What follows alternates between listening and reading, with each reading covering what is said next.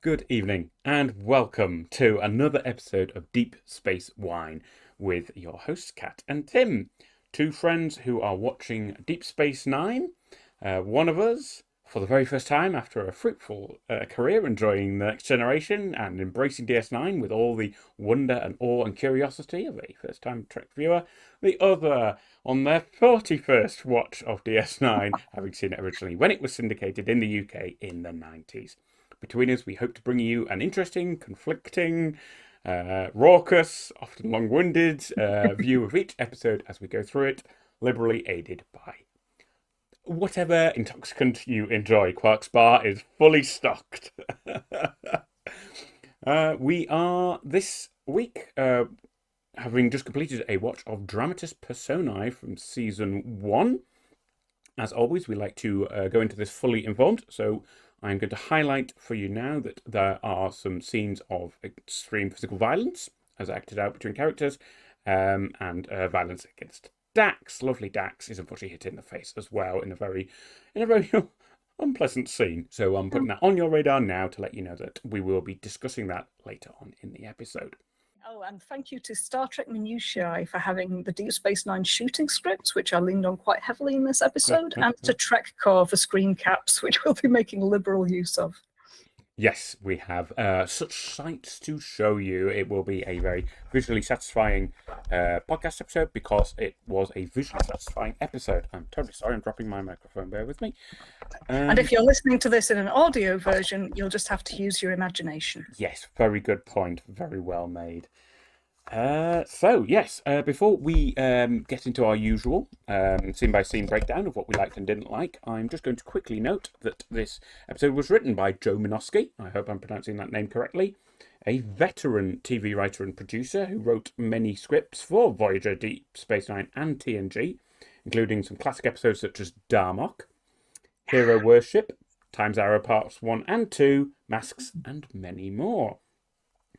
He also introduced the recurring Easter egg joke of the number 47 appearing throughout the episodes he wrote. Yeah, which apparently was an in-joke at his college, Pomona College, which I think had a building which was at number 47 on its street. It had a staircase with 47 balusters on it. And I think a professor wrote a fake proof that the number 47 was equal to every other integer. So students from Pomona just went out believing that the number 47 was in some way mystical and special. And then all of Trek fandom followed. And thus it has become significant and special to all of us. And whenever we spot a 47 in an episode, we shall flag it and thank Joe Minosky for his contribution. After Voyager, he went on to work on Star Trek Discovery, which has only just recently concluded, and he even worked on The Orville with the Family Guy comedian whose name suddenly escapes me. Seth something. Seth MacFarlane. There we go. Ah, that's the fella. So Joe Minosky, it's very established contributor to the Star Trek universe, and not just that, but it was directed by the one and only Cliff Bole, who directed many Voyager, DS9, and TNG episodes. In TNG, most infamously, he directed both episodes of Best of Both Worlds. He directed Cupid and Hided Q. He directed Remember Me, that a brilliant episode with Beverly Crusher being the only one inside a collapsing universe. Oh, that was good. It was a great episode. And Ensigns of Command, which was a Lower Decks episode of TNG, which was also rated very highly amongst fans. And Cliff's credits, once again, I'm going to thank Memory Alpha here for the extra minutiae. He directed the pilot of T.J. Hooker, starring William Shatner. He directed 3 episodes of Spencer for Hire, which was the first show that Avery Brooks starred in prior to Deep Space Nine, so possibly some connection there.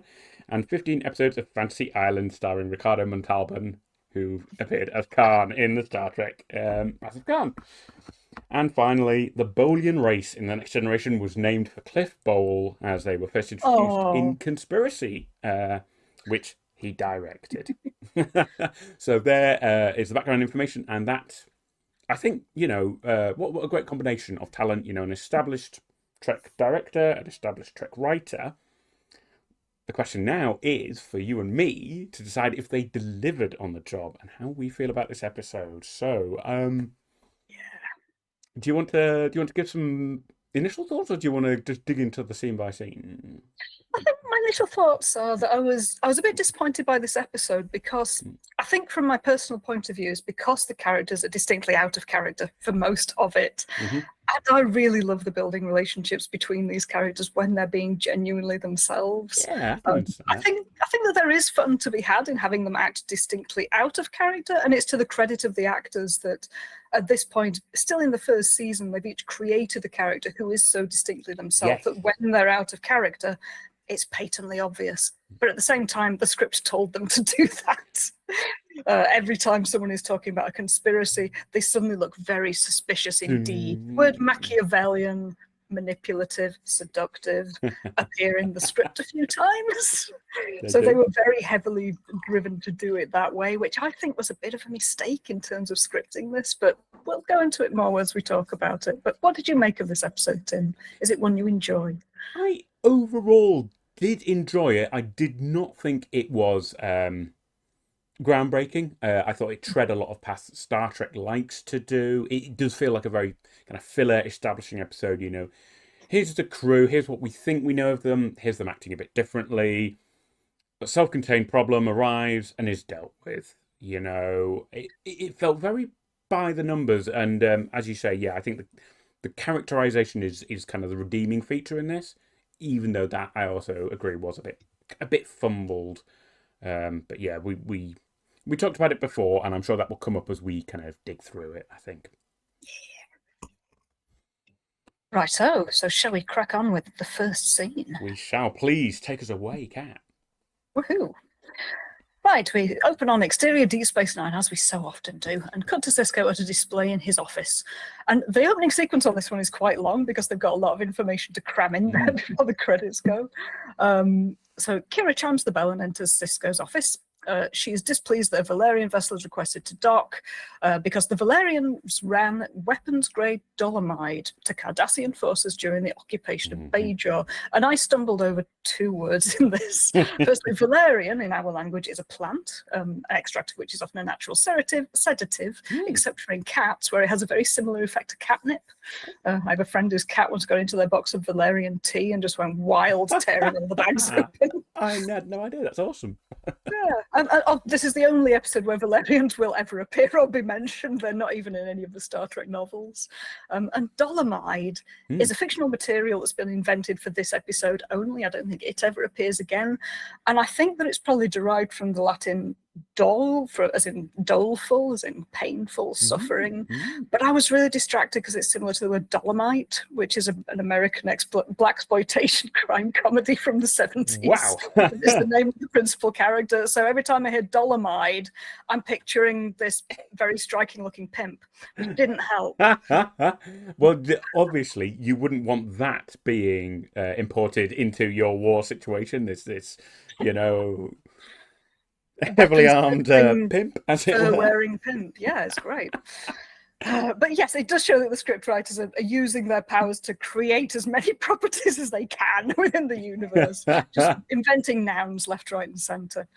For me, dolomite reminds me of a British car made in maybe the 50s or 60s. So I'm picturing a rather aesthetically displeasing motor car from post-war Britain. And again, you probably wouldn't want that imported into your world either. So we both have this kind of weird association. Bringing down the level of technology. Exactly. But yeah, you're absolutely right. It's just creating new concepts in a Star Trek way. Fair enough. But it's basically there, to set the scene, which is it's a reminder of the occupation. It's a reminder of how the geopolitics operates around Deep Space Nine, and it's a good foundation to build the rest of the episode on, which is that's going to be the not exactly the crux. It's going to be the cause of the dispute, but it's in fact it's the instigating incident of all of the conflict. It is, but I don't feel that it's ever truly visited properly in the rest of the episode, and then it's just never resolved by the end. It's completely abandoned. Which I'm a little bit disappointed about. I would have liked to have actually seen, but yes, but were they shipping weapons to the Cardassians? That feels like it's important, and we should know that. That's a really good point, because Kira's quite certain, and it is a nicely chosen example because it's one with which Sisko can sympathise. He agrees with her that he thinks that there might be something going on, but because he has to abide with Federation regulations, he can't just act without evidence. So he gives her an opportunity. He says, if you can find proof that this is happening, then yes, I think the term he uses is that he will use all of the diplomatic powers of the Federation to prevent them. And Kira's uncertain that this will work, but Sisko says that it will if the Valerians want to continue trading with the Federation, which is, it feels, to me as a political idealist, it feels very cynical, but that is how political allegiances work. That if you want someone to do something, you threaten to take away the things they want to buy from you or stop buying the things that you would purchase from them. It also feels like a telling reminder of the contrast between how the Federation operates and how somewhere like Bedros had to operate with, where they have to be more direct in their actions versus the Federation, which would always choose to use diplomatic resolutions. And you know what I don't think the episode ever engages with is, underneath the surface, should the Federation be having some kind of relationship with weapons traders? I mean, in these fraught times, I think that's a question that all people ask of government. Who are you trading with? What are the purposes to which this product is being put? And none of that comes up. Now, I appreciate this is a 45-minute episode of a sci-fi TV show, and there's only so deep you can go. But it just feels like that is a question that should be asked. It's true, but it is also a very realistic aspect of their world if we compare it with our own. Because I think that even before constructing a realistic, futuristic society, they've constructed a society that in many ways mimics ours, so that they can have plots in episodes that reflect real world problems. And yeah, it is a very real problem that governments continue to interact with, trade with, support regimes that produce and deal arms, and companies that produce and deal arms, more pertinently perhaps. So yes, it's a good meaty real problem, which, yes, you're right, it's a shame it never gets resolved in this episode. It just gets dropped when all of the sci-fi supernatural stuff goes away. Absolutely. But yes, in the next scene, we're in Ops with Dax, Bashir, and O'Brien, and there is a subspace message for O'Brien from his wife. She and the school children have arrived safely on Bajor. They're on a school trip. And I quite like that Keiko, Mrs. O'Brien, has a really patchy presence in this series. She turned up early on, became the school teacher, was going to be there every day to teach the children, and then goes on holiday for several weeks. To visit her mum for her 100th birthday on this there's always trip. Something. But I do like that they've told us why she isn't aboard, why during all this finagling she isn't there to notice that O'Brien is getting weird or to join in with the weirdness. It's very honest of them to lampshade that and say, Keiko's not here, nor are any of the children. Which is also actually quite a good plot point, because if there were children aboard the station, then all of the wrangling that goes on in a little bit would be perhaps that much more dangerous. That's a good point, actually. Yeah, and for that reason, I note that neither Jake Sisko nor Nog appear in this episode at all. So, yeah, very interesting. Convenient for the plot, as you say. Oh, and they also say that the O'Brien comments, imagine taking 11 board school kids to the grain processing centre at Lasuma. I'm glad it's not me. Like, yeah, that is the kind of thing they do with school children. Look at how the food process works. It has to come from the ground. It's not like our replicated food aboard the station.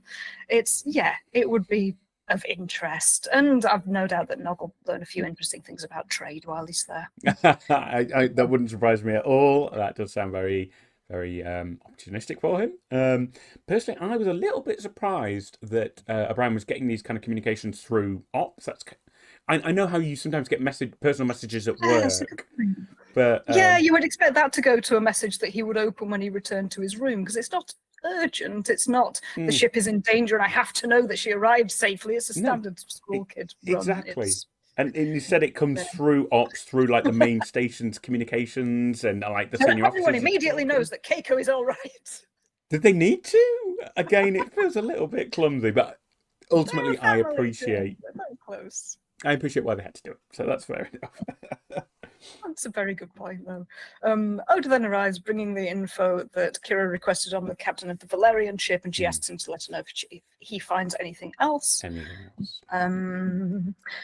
Dax has sensors reading elevated neutrino levels at the wormhole, which means that something is coming through.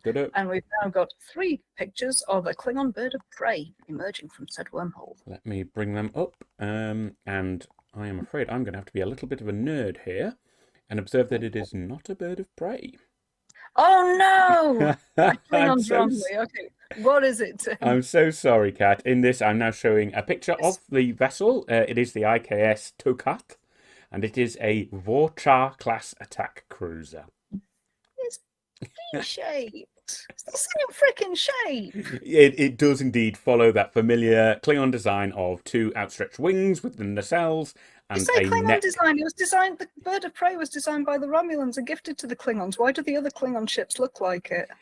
If you pull on that thread, all of Star Trek may unravel. It is a very badly patched sweater. I do not think it will stand up to too much scrutiny. I'm frustrated that I was wrong because Star Trek got it wrong. I am terribly sorry. You know what? Again, if you were reading a script, I think even the script will occasionally interchangeably refer to birds of prey and cruisers. There's no like continuity about ships in that. But yes, I'm afraid to say that is much bigger than a bird of prey. A bird of prey is usually about 60 meters long. I believe the Vorcha is about 1,500 meters long and closer to the size of the Enterprise D, whereas a bird of prey obviously much smaller. It's only got a crew of about 40, so much smaller. But this is niche content, and frankly, I don't want to embarrass my co-presenter anymore because anyhow. For any listeners who cannot see the image at the moment, yes. It is one of the standard V-shape Klingon vessels, perfect. Which isn't a bird of prey. But yeah, it appears on the screen. It's veering off to one side. Because moments later, it's going to explode, which I think we also have a picture of. We do indeed. There we go. Very fiery explosion there, and it looks quite good actually. That's an excellent capture. Thank you to Trek Core, because it's not just the design of the ship replaced by an explosion. There's actually parts of the ship in there. It just looks a little bit more believable, and it's the first hint we have that this episode is actually quite well illustrated. It is, yes, you're right. It's very clear that the ship has blown up. It's not an explosion that's obscured the ship blowing up. There are bits of the ship actually flying off. They actually destroyed that model of whatever ship it was. Yes, I think so. But somebody escapes. There is a beam out detected. There is. O'Brien, read the transport signal that says something's interfering with the rematerialization process. Dax says try boosting the annular containment field. Annular just means ring-shaped. Yeah. It's just been thrown in there for the sake of adding an extra word to the psychobabble. Psychobabble? Technobabble. Technobabble. There is a beautiful little animation for the transporter here, but I couldn't get a frame that quite captured it. We've got one later on in the episode when Sisko is transported, so we'll look at it at that point. But I've got this one of the Klingon, and it is that wonderful Cardassian transporter effect, which is very different to the Federation one, which is obviously very blue and glittery. The Cardassian one is, as Kat has noticed before, it's very orangey, which seems to be a Cardassian kind of preference for colour. Yes, we've got little streaks of light flashing downwards. We've got little swirly worlds of light. It's rather beautiful. Very fun. Yeah. The Klingon materializes and collapses, and Bashir arrives at his side. Bashir says he's been hit by weapons fire. It's severe. We've got to get him into cryostasis. And the Klingon just looks at him and says, "Victory." And then dies, which is an extremely Klingon way to die. And then Bashir, a bit redundantly, says he's dead. And then we get the opening credits. We do. That also answers my question, which I asked earlier in the scene in my notes, which is, why is Bashir in ops? He doesn't. His duty station is the infirmary where he is doctoring. What's he doing in ops? He's hanging out with his crushed Dax and his best friend Miles. Where else would he be? You're absolutely right. He's gone up there because it's a quiet day and he just wants to hang out with his friends. But it does mean conveniently enough that he's there to do the Star Trek Doctor thing, which is look at the widdly and go, he's dead. Because we need someone to tell us, because we know now you can't trust a tricorder. Sometimes they will tell you someone's dead and they will be wrong. So, very You can only trust the technology as far as the plot wants you to. Excellent point. Oh. After the opening credits, we get a station log, because obviously we get a station log. It's stardate 46922.3. And we learn that the dead Klingon's name was Hontiel. He was the first officer of the Tokat. Why he died and the cause of the ship's destruction is still unknown. Ominous. Yeah. I noticed something in the production notes. That stardate is earlier than the stardate given in the previous episode for selection. So, switchy, changey, cheeky, movie aroundy. It doesn't make any difference. Nothing in the two episodes relates to each other. The only thing that's different is Sisko gives a slightly lower number than he does in the previous episode. That's it. So it just goes to show that stardates really don't have masses of bearing, and it depends on how careful the script editor and producer are in keeping continuity. They should not be relied on for anything else. I've sometimes seen very disappointed fans asking in online fan groups if they can get a stardate equivalent of a specific date in their own timeline for tattoos, for example, birth of a child, someone's birthday. And the answer is always, we're really sorry, guys. We've got websites that can produce them, but it doesn't really mean much because they're just made up on the fly every episode. It is a shame. It would be lovely if they made any sense, but unfortunately in this case they do not. Back in Ops, Bashir, Odo, Dax, Sisko, Kira, and some random Bajoran extras for good measure. Bashir has found titanium alloy fragments in the chest and upper arms of the dead Klingon, and they could have saved him if that were all, but his burns were too severe. But Bashir is running a microtissue analysis to determine what weapons were used. And Kira wonders what he meant by victory. Dax says that according to Klingon High Command, the Tokat was in the Gamma Quadrant on a routine biosurvey mission. And I just love the idea that anything happening through the wormhole is routine. Any mission beyond the wormhole at this point is exploring the furthest reach of space that anyone has ever been to. There's no such thing as a routine bio exploration or anything at this point. Whatever they find will be relevant. It's never been back. Exactly. It's never been seen before, and it's all being conducted on the other side of the galaxy through one not very well understood link, which could, go at any time. And it's routine for those guys. But it was routine for them. I also noted here, I think another character brings it up later, but a biosurvey mission doesn't strike me as a quest of great honour on duty. I appreciate that it has to happen, but it's hard to imagine the Klingons like what? Scanning plants? Pressing flowers? It boggled my mind that they would be on a biosurvey mission. I think that Star Trek, certainly in TNG, where they had an episode where there was a Ferengi science officer that was struggling to be taken seriously. I do wonder whether they are very conscientiously trying to ensure that each race has their science division, even though they have heavily characterized it's their doing. The writers, the directors, the showrunners have given these races very strong characteristics which we are expected to recognize. But I think certainly by DS9 they're trying to flesh them out a bit more. So I agree with you. It doesn't feel very Klingon to have a bio expedition. You perfectly explained that it is. Because it's running counter to what we've taken for granted in Star Trek, which is that everybody comes from a planet of hats, to quote TV tropes. We all know the Ferengi are acquisitive, the Romulans are sneaky, the Vulcans are logical, and the Klingons are warlike. And that's it. And it's like, yes, I appreciate that that's how Star Trek's done it, because TV paints in broad strokes. And finally, the writers are starting to push back and going, well, you know what? Maybe there is actually some complexity to these societies. So. Yeah. And also, the Klingons don't replicate their food. They have fresh gach. So frankly, if they find any interesting live specimens that they can eat... That's a really good point. That's a great... It was great. It was a hunt. It was a warrior's hunt for food on the other side of the galaxy. They've got their reasons. But yes, O'Brien asks victory during a biosurvey, and Odo recalls that the Tokat... That was me thinking that somebody else had mentioned where's the victory in a biosurvey mission. Yeah, it was O'Brien. And Odo recalls that the Tokat docked for a maintenance check, and Sisko asks Odo to ask around the station and find out what he can about the mission that they were on. And Sisko then asks Dax and O'Brien to take a runabout and try to find the Tokat's mission recorder, which I assume is the black box. That's what I thought. Yeah, Cisco wants to know what made that ship explode. And in the shooting strip, the next instruction is that everyone stands except for Dax, who seems lost in thought, a small smile on her face, as if she were laughing at some private joke. And then O'Brien turns to ask if she's coming with him, and she says, yes, I'm sorry, and just laughs and says, never mind. And it's extremely un-Dax-like. For most characters, it could just have been a sign that, yeah, they were lost in thought for a moment. They'd been reminded of something. But for Dax to go, to herself, it's just, it's unheimlich, it's unheard of. It's not something that character does. So yeah, I liked that little inclusion early on, that indication that something is amiss, but we don't know what yet. It gives you a hint that, you know, that's what you need to be looking for. I like it when Star Trek, you know, sort of highlights, this is what you need to be looking for, you know.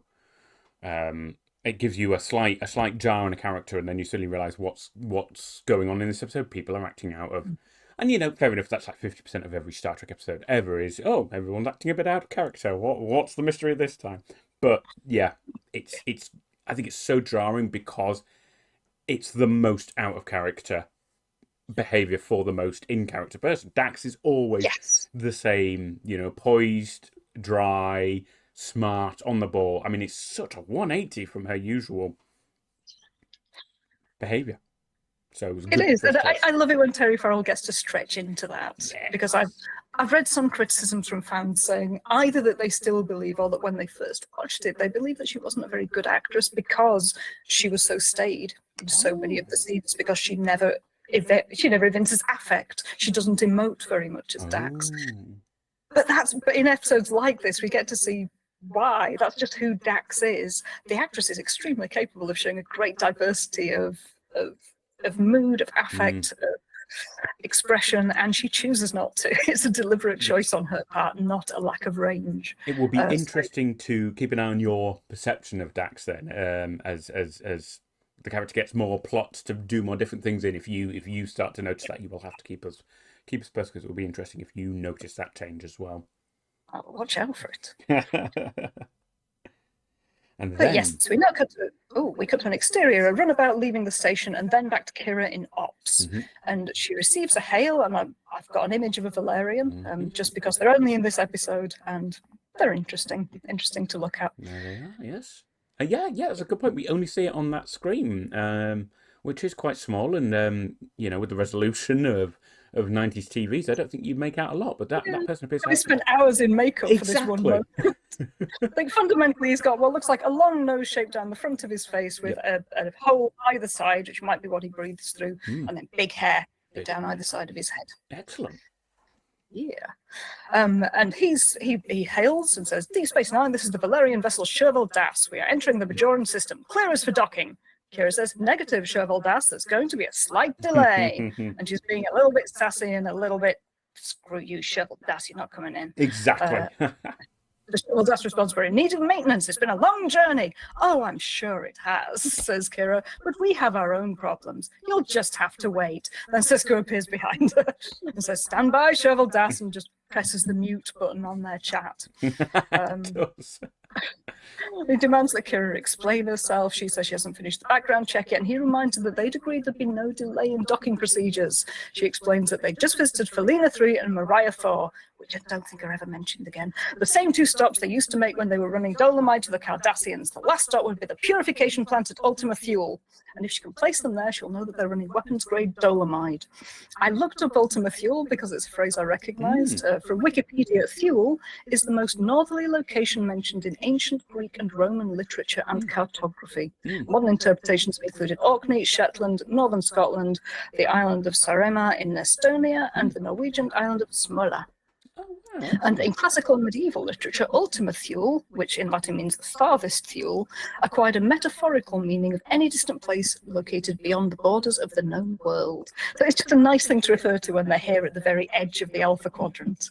Yeah, I like that. That also harkened a bit to the episode title, which is obviously a Latin phrase. So I think, and this Joe Minosky is clearly, you know, borrowing bits and pieces from, you know, from Earth history. So that's interesting. Thanks, Kat. Cool. But yes, Cisco is unmoved by this and clears the ship for docking, telling Kira, no delays. Kira turns abruptly to the console and looks frustrated, and we can see her eyes moving quickly. She's thinking, possibly plotting.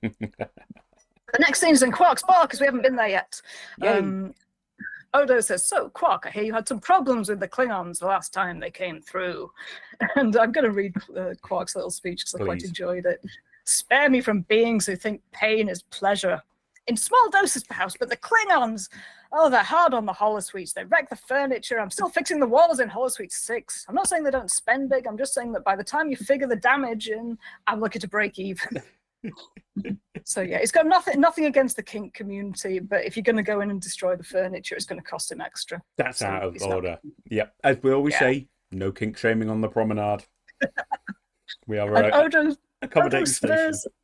Yeah, but Odo deliberately spurs him on a bit, saying they do tend to bluster, don't they? And Quark's, "This crew's worse than the last. A glorious mission." I said, "What's so glorious about a Gamma Quadrant biosurvey?" Yay. No says, "What did they say?"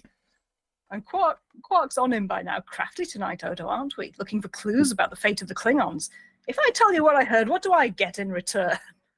And Odo says that whatever Quark heard probably won't help, so why should he give him anything for it? And Quark replies, "Because otherwise, I heard nothing." So Odo threatens to put in a priority request for the crew that are currently assigned to fixing the damaged holosuite. The bulkheads in security could use a little shoring up, which is just a nice choice of busy work that doesn't really need to happen.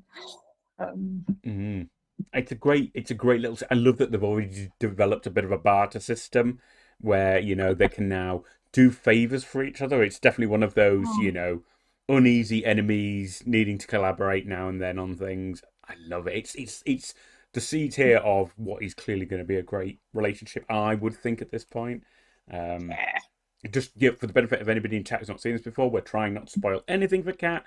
Their unadulterated view of the show is what we want to preserve. So please, no forward looking, no hints from the future, no spoilers. Yes, and thank you to moderator the Indoor Cat for keeping on top of anything that might be spoilerific. I think earlier on, Skeleton Notes made a mischievous comment saying, "Pull on that thread," which I think has been moderated out for fear of it starting a Barney.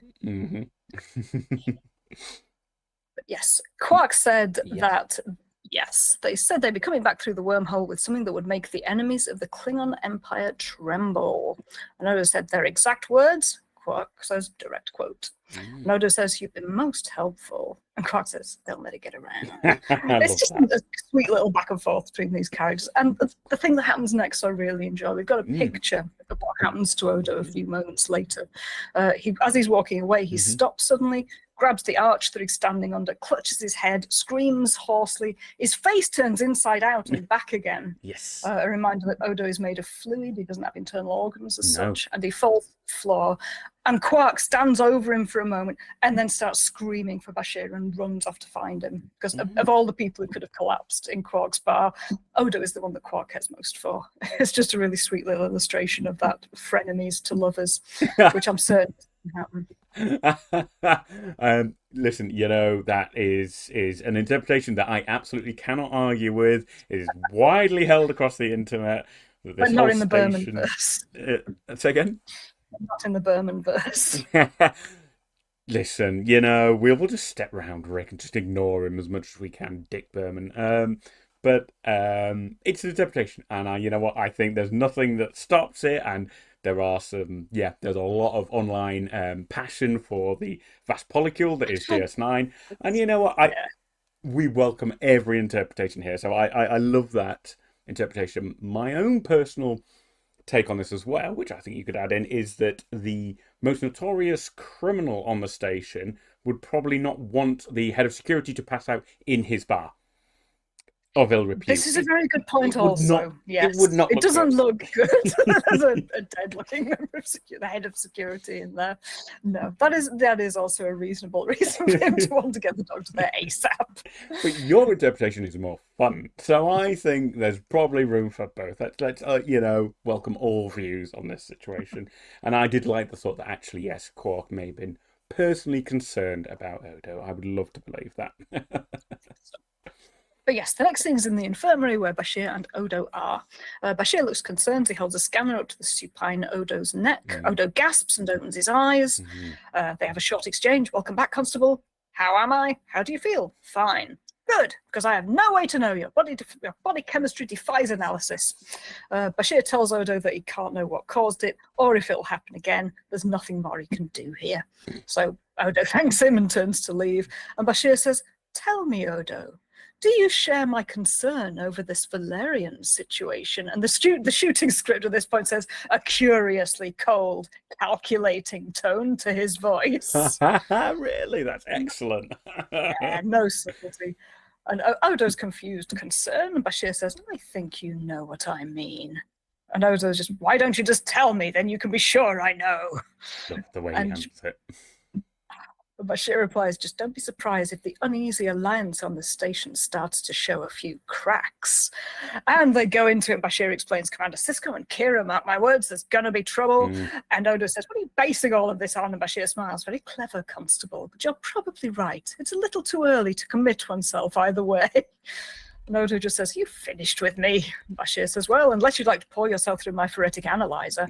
I looked up the word phoretic, and phoresis, or phorecy, is a temporary commensalistic relationship when an organism attaches itself to a host organism solely for travel. It hints that there's some kind of creature attached to Odo. I don't know why they have a phoretic analyzer there, unless they intended a different word with a different meaning.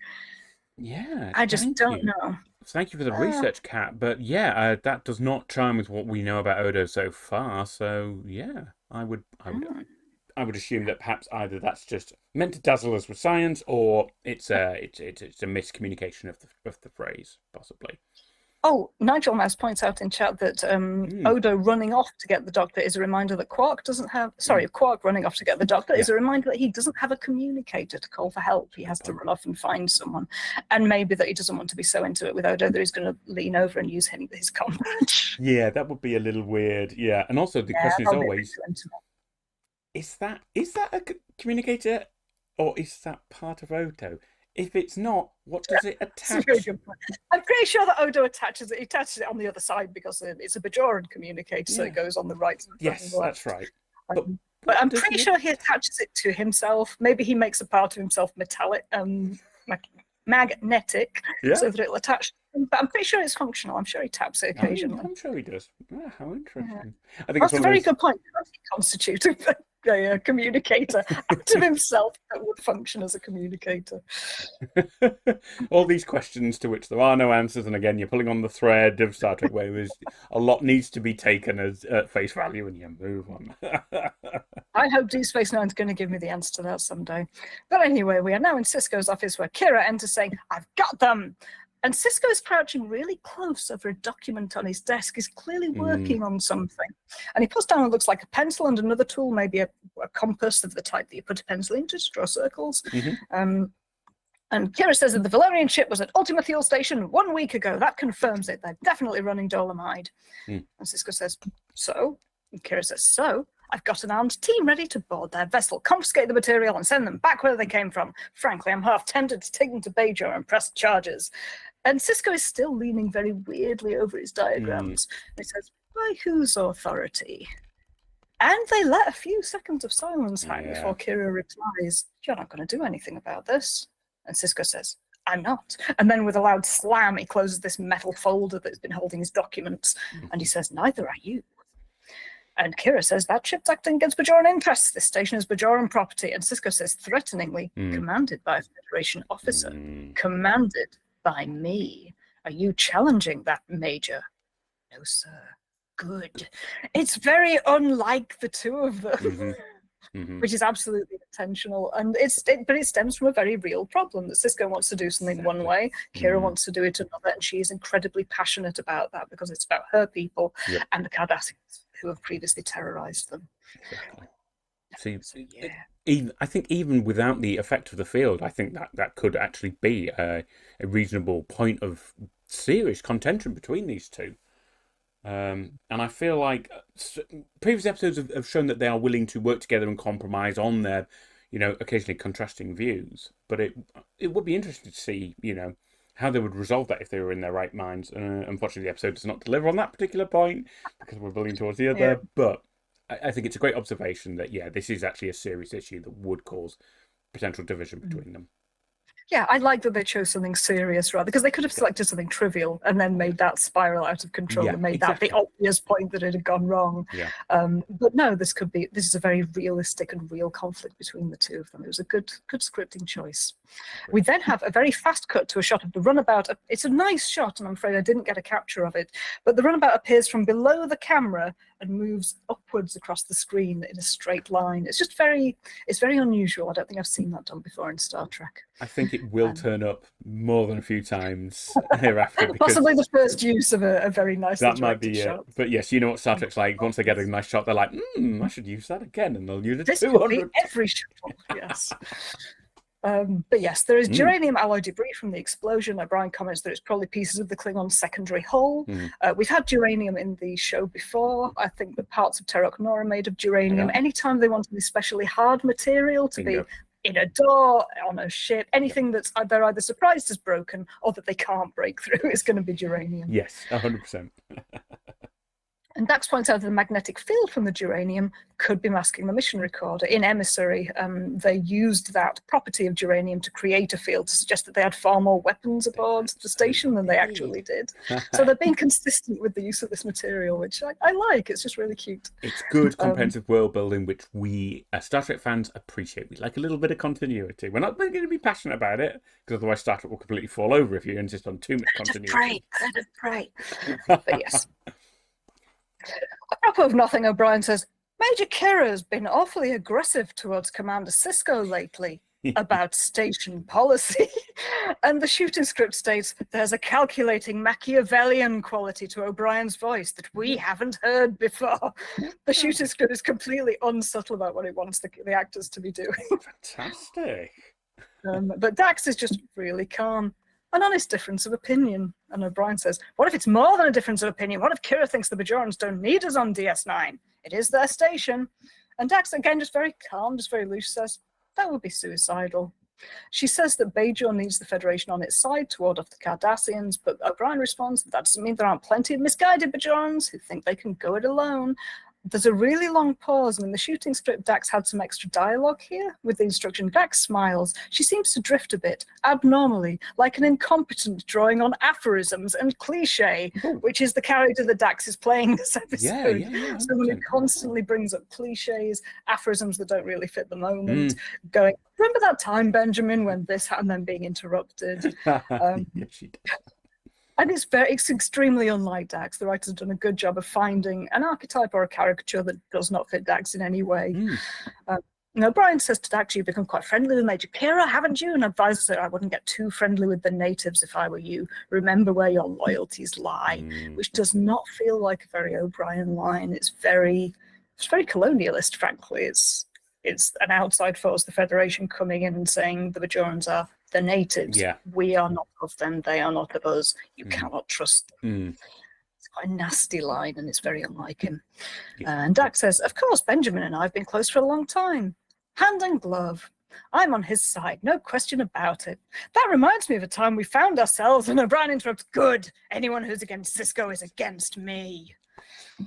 Which is just, that to me is like one of the most boldest statements so far in this episode. I mean, that is just drawing a massive line during the map. And we know Brian is, quite an emotional person. He can become frustrated and outspoken very easily.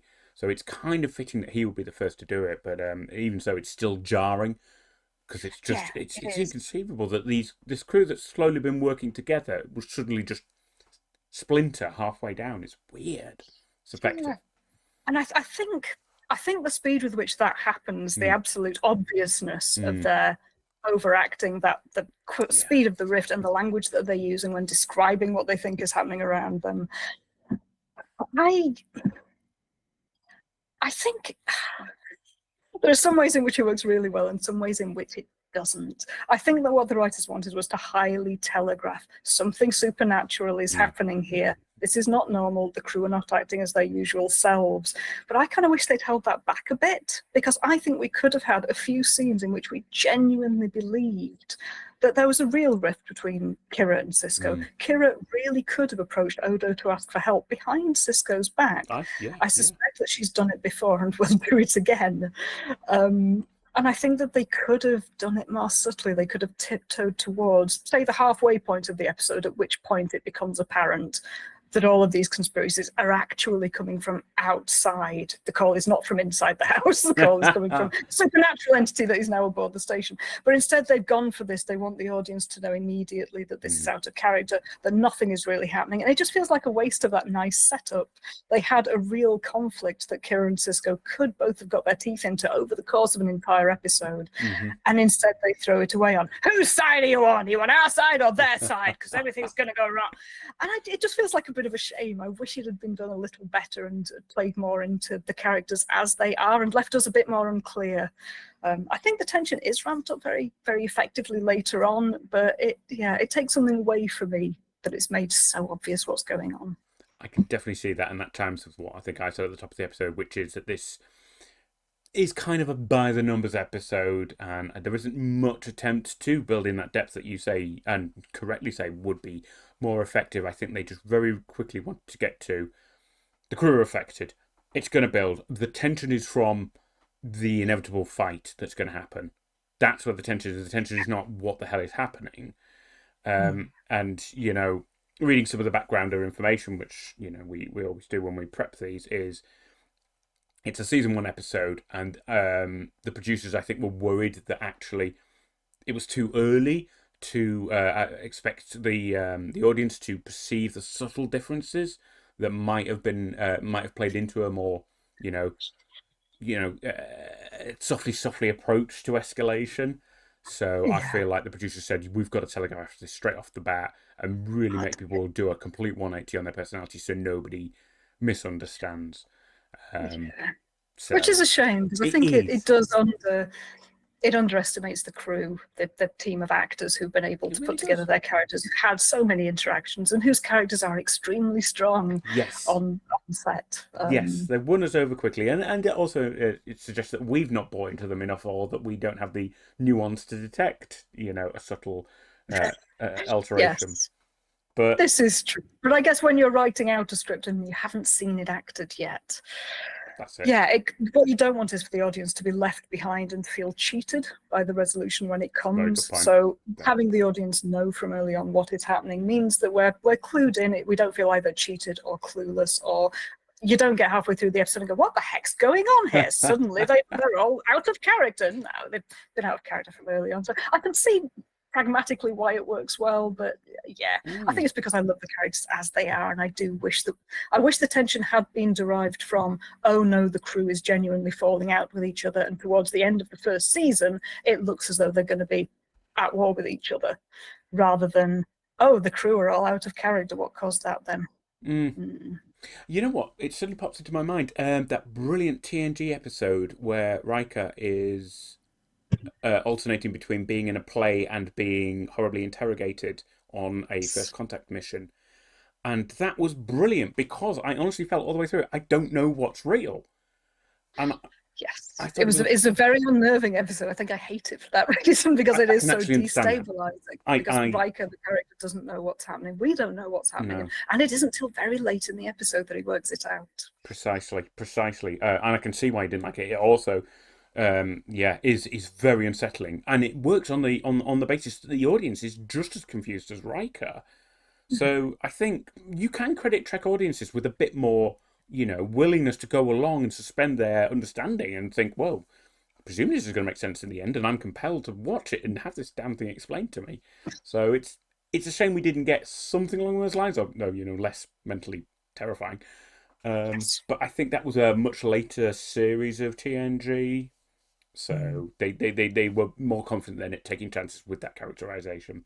So, well. It makes sense. And we've got a lot more DS9 to go, happily. So hopefully I'll be able to see the writers leaning on that great characterization that's been created and having more faith in it. Yeah, I really hope so. I do. We've got quite a lot to watch. It doesn't get more subtle than this. Let's get us along. O'Brien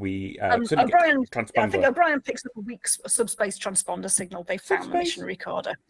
And then into the next scene, Odo's security office, and Kira enters. she's smiling and unctuous as she enters when she says, "Constable." And the shooting script says, Kira is sly, seductive, and sensually manipulative. Not an attitude we've seen before. And again, it really isn't. Kira is not someone who uses, for want of a better term, feminine wiles to get what she wants. She's a bruiser. She's a fighter. She will argue. She would probably come to punches with someone if it were important enough, and if it came to that. She isn't someone who stands around in her incredibly tight bodysuit looking sensual to get what she wants. Take it easy there, Kat. Come on, because we've got far more scenes for you to get through along those lines. The other thing as well that jars me is, of all the people on the station you could use feminine wiles on, Odo's like the lowest. You know, the guy hasn't exuded a single interest. We've just had an episode with him being like, I don't go in for this pursuit of romance and affection. So it just boggles the mind that the person least likely to use it is using it on the person least likely to respond to it. Yes, that's a really good point. But we have to assume that Kira herself is not drawing on her own knowledge at the point at which she's doing this. I think that's a reasonable explanation. She's effectively possessed by someone else who did use this as a strategy. Which, it could have been much funnier if they'd chosen a different character to do that, though. Imagine Miles O'Brien trying to seduce his way around the ship. No kink shaming on the promenade. Oh my god, Keiko's away this episode! So they could have got a little bit at the end where he has to explain to Keiko what happened during... Yeah, it ends with Keiko coming back and her asking, well, did anything interesting happen while I was away? And he goes, well, you might want to sit down. I'm shutting this fanfic down right now. You take this stuff to one of them AO3 websites, and then you'll find a willing audience, I'm sure. But on this podcast, I'm saying no dice, and I don't want to kink shame, but stymieing my creativity. I just don't want to think of Miles like that, you know. Whoa. Crumbs. Well, hey, anyway. Listen, Broadchurch. So yes. So Kira is now looking to co-opt Odo onto her side of the emerging conspiracy. Yes, and she says that they've always worked well together, and Odo responds just very much in character. Odo's just absolutely himself. He's not being drawn into any of this nonsense. Yes, I suppose our relationship has always been cooperative. And Kira says, and that's what I need right now. Your cooperation. And she explains that she needs solid proof that the Valerians have Dolomite aboard their ship. She wants Odo to slip past their security systems and into their cargo bay. And Odo says he's heard that Commander Sisko was adamant about not interfering with that ship. Has he changed his mind? And Kira lies and says yes. Straight off, no hesitation. Odo says, oh, well, in that case, I'll keep the two of you informed about my progress. And Kira says, oh, that won't be necessary. Commander Sisko's very busy. There's no sense in disturbing him. And then she smiles weirdly. Just bloody uncanny. It's horrible. I hate it. And she says, oh, I can't fool you, Odo. And he says, you wanted me to go behind Sisko's back, didn't you? And she says, forget it, bad idea, but then pauses and asks, what if you had to choose sides? Just remember who your friends are. And again, it's just so patently, obviously not her. There's a conspiracy thing going on that we don't know about what's happening yet. And Odo is very put out by all of this. The next entry is the next thing is an exterior at Deep Space Nine and a personal log from Miles O'Brien, which I think is the first personal log that we've had. I could be mistaken. I think it's the first personal log we've had. That's my recollection as well. It's very unusual. I don't think we've ever had O'Brien do a log like this. In fact, has anybody? I don't think anybody's done a personal log. It's always been station logs. We've only had station logs so far from Sisko. So first personal log. And I think it is a well-placed point for him because it gives the opportunity for him to say both what's going on and to give a personal comment. Yes. Which couldn't happen if it were a more formal kind of log. Absolutely. So he says, we've managed to retrieve a portion of the Klingon officer's journal. Of course, Major Kira heard about it immediately. She must have spies everywhere. And I like that because we don't get that kind of thing in logs very often. It tends to be just a very stolid, 5 minutes ago on Star Trek. This is what's happening if you're just tuning in after the commercial break. Exactly. So for she has spies everywhere. I really like it. I like that characterization and that use of what's usually just a very pragmatic thing to convey it. It is good. And back in Ops, we've got Odo, Kira, Dax, O'Brien, and Sisko watching the log from the Klingon ship on the view screen. And the Klingon is saying, I believe the captain has gone insane. He executed 2 more crew members. It goes garbled for a bit. And then he says, created by those energy spheres we brought back from Saltana. Yeah. And Dax and Sisko both look very out of character while watching the diary. Dax looks down at her hands. Sisko's leaning on one hand, and they both look bored. Yeah, it's weird. It's very weird. It's very unnerving, which, again, it's so instant. We know these characters well enough to know that that isn't them, even when they're not speaking. Yeah. Kira says the Klingons' mission must have failed. The failures caused problems aboard. And Sisko says, I couldn't care less what happened to a Klingon ship. And I've put in my notes, you might as well just flash a huge neon sign over his head saying, this is not Sisko. Exactly. It's, as you say, it's coming at us very heavy and hard and fast now, which is the crew are not themselves. This is way, and this whole scene, in fact, is very jarring. Then O'Brien says, well, the Klingons might want to know. Dax and I have set up data interpolation to fill in what's missing. It might take some time. And Sisko looks very bored, and he says, if you have to. In the shooting script, Dax gives a distant, blank smile, again, as if an incompetent functionary. And then Dax just says, the search itself is often reward enough. Benjamin, do you remember that time? And then she's interrupted by Sisko saying, fine, do what you have to do, but don't bother me with it. And then I've got everyone then gets up and goes off to their tasks, and Odo is left. In my notes, I've got, he looks like he's having a horrible only sane man moment where he's I've put in my notes as if everyone else has gone mad. There we go. But it's great. I think of all the people who should actually be the most perceptive to things like this, Odo is the right one, and he conveyed it brilliantly with his face, this is one of those weird Starfleet things, isn't it, where something weird falls out of the sky and messes up everyone's day. And then there's only data left behind. Exactly, all yes. the humans around him have been affected. Humanoids around him have been affected. Exactly. But yes. He's a good choice for a few reasons as well, because the theme of Odo as a man alone has been strong in a few episodes, so he is a good choice for the only crew member who isn't affected by this and who has to deal with it. The next scene, we're in Quark's bar again, and Quark is pouring a genuinely lovely-looking cocktail, which we have a picture of. I think it is red, yellow, and blue in ascending colours. He looks very pleased with it. There it is. It is indeed. And I think, what does he call it? A Madeira aperitif?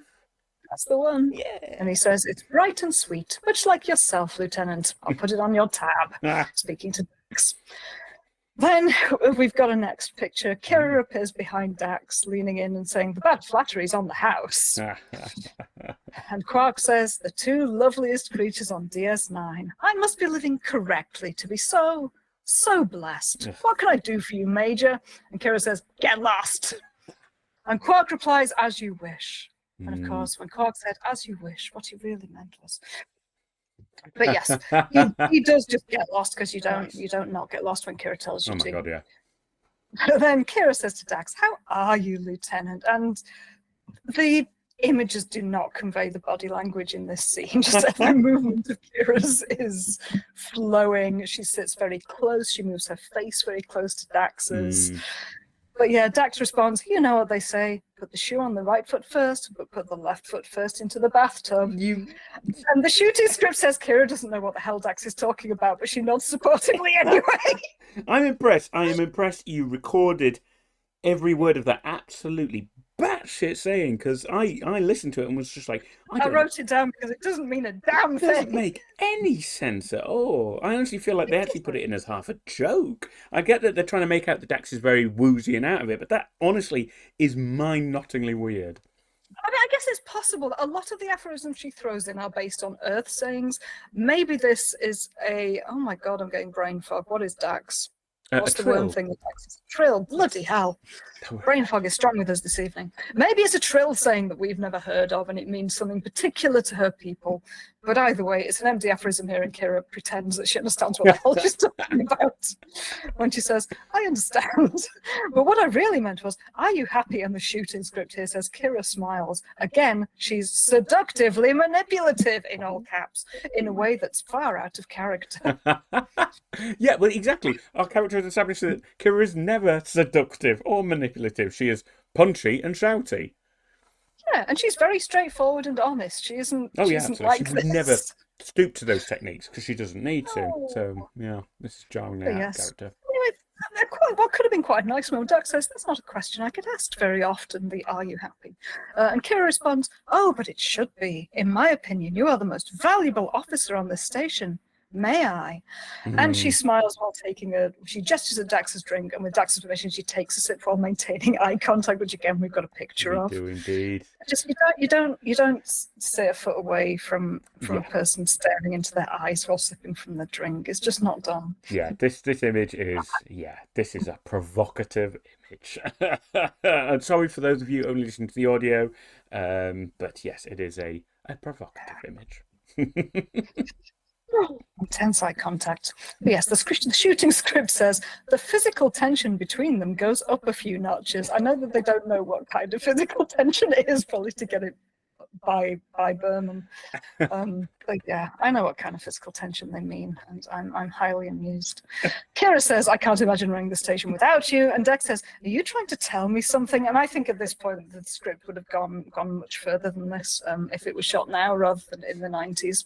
But anyway, Kira stands up and pours more of the blue liquid into Dax's drink, and then moves her face very close to Dax's when she says, my disagreement with Cisco over the Valerians is no secret. Well, you know how he gets once he's made a decision. Actually, I'm now reminded of the first scene between Garak and Bashir, where on the script level, they're conspiring. Yes. Bashir is nervous because he's just about his first spy and he's very excited about the idea of getting involved. Yes. On a physical level, the two are flirting like nobody's business.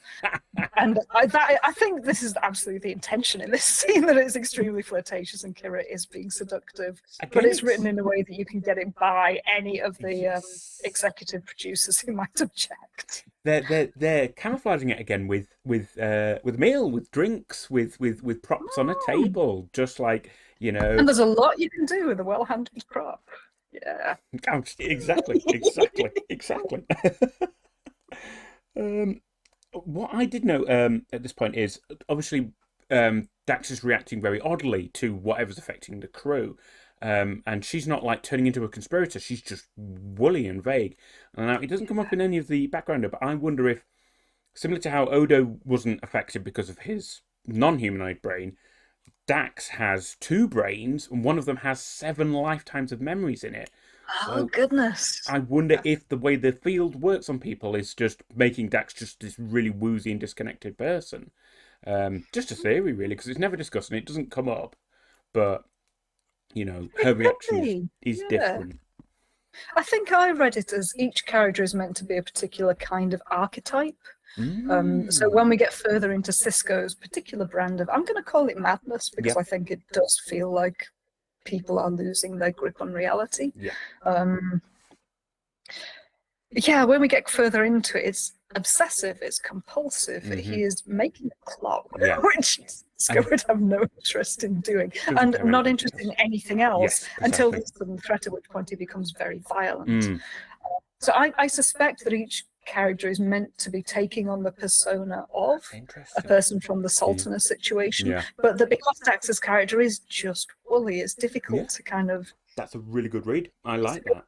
Define. I think it's an archetype that the writers had strongly in mind, that they cut quite a few of Dax's little speeches out of the script, I think, just for time.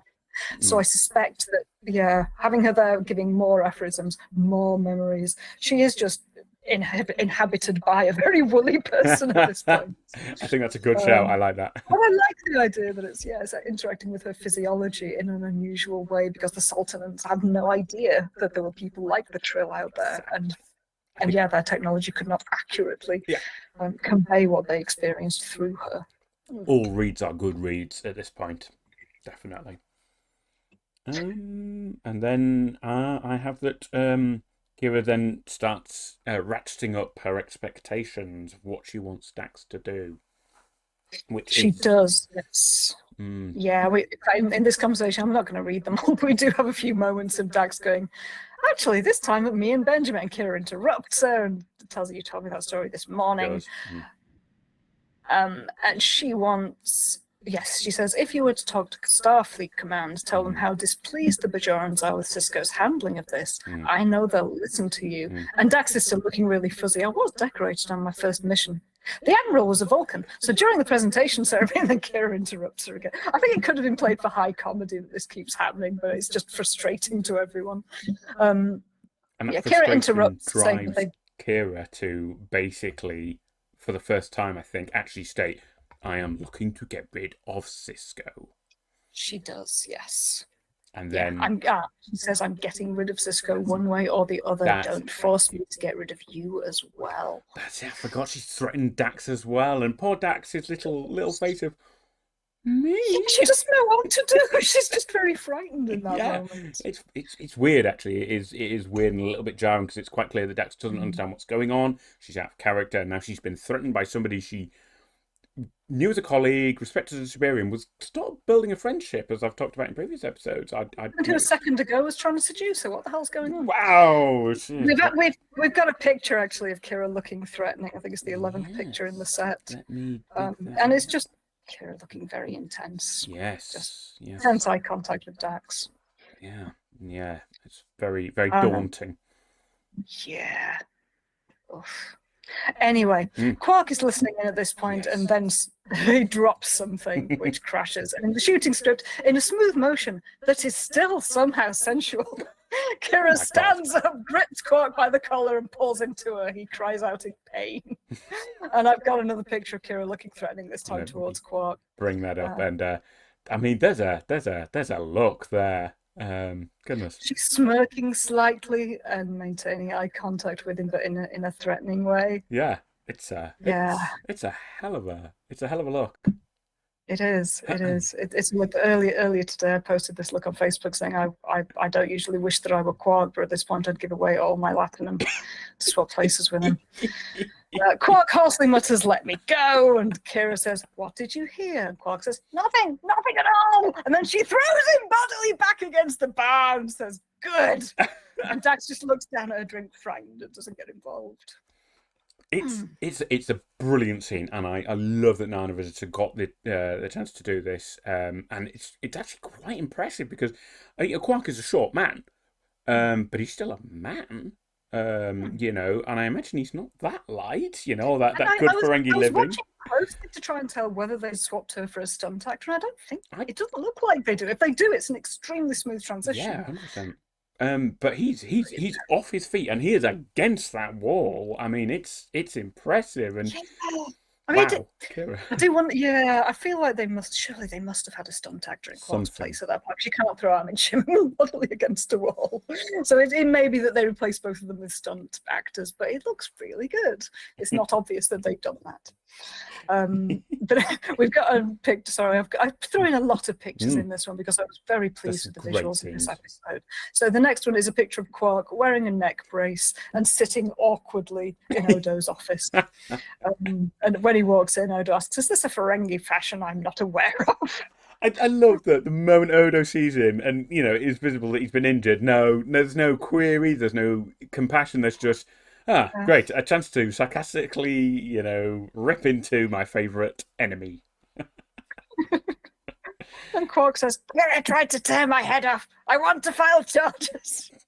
And Odo says, "Tell me about it." But I think it's the only time on television I've heard the phrase "tell me about it" when Odo genuinely wants him to tell him about it. It's not "tell me about it" in a rhetorical way. It's the first time I've heard that phrase used sincerely. It's a legitimate query. That's a really good point. It is. Just so strange. But yes, Odo asks if Dax was persuaded by Kira, and Quark says that he couldn't tell. She was on the fence, which I think is probably meant to be a reference to the constant aphorisms that Dax is throwing out. Yep. Odo has noticed that Kira and the ops team are behaving oddly. He glances at Quark, who says, "Don't look at me that way, I'm perfectly normal," which, sure, normal for Quark. Odo determines that he's going to go and talk with Cisco, and as he leaves, Quark follows him shouting, "I want satisfaction!" because Odo hasn't promised to do a damn thing about Kira. Exactly. I also notice the more irate Quark gets, the less his neck seems to yes, his voice gets much stronger as soon as he's trying to shout that he wants his satisfaction. So I just love it. It's a tiny little indication that once again Quark is trying to squeeze as much as he can out of a situation with his fake injury. I mean, I assume it's fake. That's how I read the scene being written. It does seem very Quark to do a slipping Jimmy and fake an injury. Odo arrives in Ops, where Dax Mm. is dazedly watching the Klingon First Officer's log entries, and Odo pauses and watches as Hontil, the Klingon, says that Captain Telpar had control of the armory, but that Hontil is confident that he can take control of the ship. So Odo rings the bell for Sisko's office, where O'Brien, with eyes narrowed, is also watching Hontil's diary. Really weird. I also just want to flag as well. Odo is Sisko in his office, and Dax just dazedly nods. Oh, I didn't clock that. Sisko Yeah, isn't in his Tiny, office. it's a tiny little He's just gesture. not paying attention. Wow. Well, it's hard to make out on the screen. It is a tiny little gesture, and also she's wrong. He's not in there. So again, Dax is just completely disconnected from what's going on around it. Very worrying, and then even more jarring. I think this is the first time we've ever seen anybody else sat behind that desk. It is. I feel like in that moment, if Sisko had a pet, O'Brien would be seeing this tricky because he's villainous, sitting in the seat of command. Yeah, I absolutely get it. But it really knocked me, after so many weird occurrences, this is just like the biggest one so far is just somebody else in Sisko's chair. Is just, even O'Brien, but we know O'Brien's acting weird, yeah. It really jarred me. It is very weird. And O'Brien tells Odo that Sisko is in his quarters, where he's safe. Hontil on the screen says that he was able to hide a thelmaride device under a crossbeam near the reactor core on deck 26, so we now know why the ship blew up. It was a device planted by Hontil himself. That's incredible detail, Kat. Thank you very much. And he says, all our trouble began when we opened those energy spheres. All I know is that Captain Telpar must die! But you've hit on the problem and then gone straight to, oh yeah, but the captain's got to die. Exactly. Damn it, Hontil. Just worked a little bit harder. This is another instance of an issue that has been had by the crew of another ship that only the Federation crew, who are the main characters, can solve. Star Trek likes doing this. It really does. And it doesn't engender you with any confidence in any other ship in this universe. They all seem to just stumble into it blindly. And it's like, oh, don't worry. The Starfleet flagship crew, they can fix it. Oh, come on, guys. I mean, I guess at least it's not always the ship of another race that this happens on. It's frequently Federation vessels that have been, trapped in a time loop for hundreds of years. Oh, Captain Morgan Bateson, we hardly knew you. And he hardly knew when he was. But yes, O'Brien says it sounds like there was a power struggle on board. No, Odo, sorry. The names both start with an O, so my notes become unclear. Yeah, Odo says that there was a power struggle on board, some sort of attempted takeover, and O'Brien remarks that management by mutiny is standard operating procedure on a Klingon vessel, which is fair enough. They do tend to operate that way. Promotion to dead man's boots, I've got in my notes. Yes, absolutely. And Odo responds, but awfully unusual for a Federation-run space station. He's putting it together. And O'Brien just said, O'Brien completely misses the point, just says, don't worry, if Major Kira tries anything, we'll be ready. And O'Brien says that he'll set up the Klingon journal entries so Odo can access them as the computer processes them. Odo thanks him, and O'Brien, again, extremely out of character moment, says, of course, Constable, don't the Commander and I always try to make you happy? And in the shooting script, O'Brien flashes a big smile. Yeah. It's sinister and cold, not O'Brien at all. And in the script, Odo self-consciously tries to return it. Oh.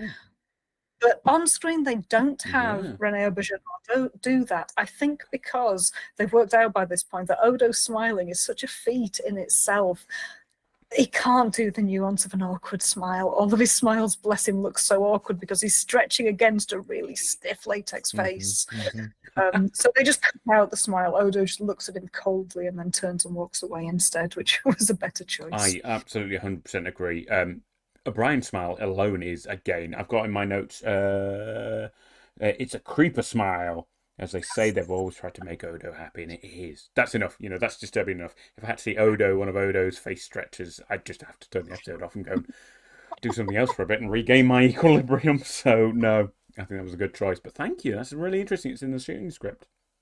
Yeah, I think for this one particularly, just because everyone is acting out of character, I wanted to know how far it was actor choice and how far it was directorial. And so much of it is heavily scripted towards them being patently obvious, almost cackling villains. But yes, right.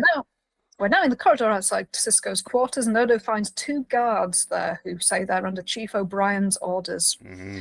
I thought they might have been the same 2 extras who played the guards who came to O'Brien's quarters to arrest Rumpelstiltskin in a previous episode, but I couldn't get the information at Memory Alpha. but certainly the guard that Odo speaks to, he does a lot of extra roles on DS9. He's been in lots of other yellow topped uniforms. So I think it is, but I couldn't figure it out from memory alpha. But Oh, it'd be nice if so. I like the idea that they'd have a returning crew of extras same. playing the Fjord crew. Exactly the same. But yes, Odo enters the room, and Cisco is sitting on his couch, still working closely at this set of diagrams. Really weird. Odo says that he's concerned, and Cisco replies, "On such a fine afternoon?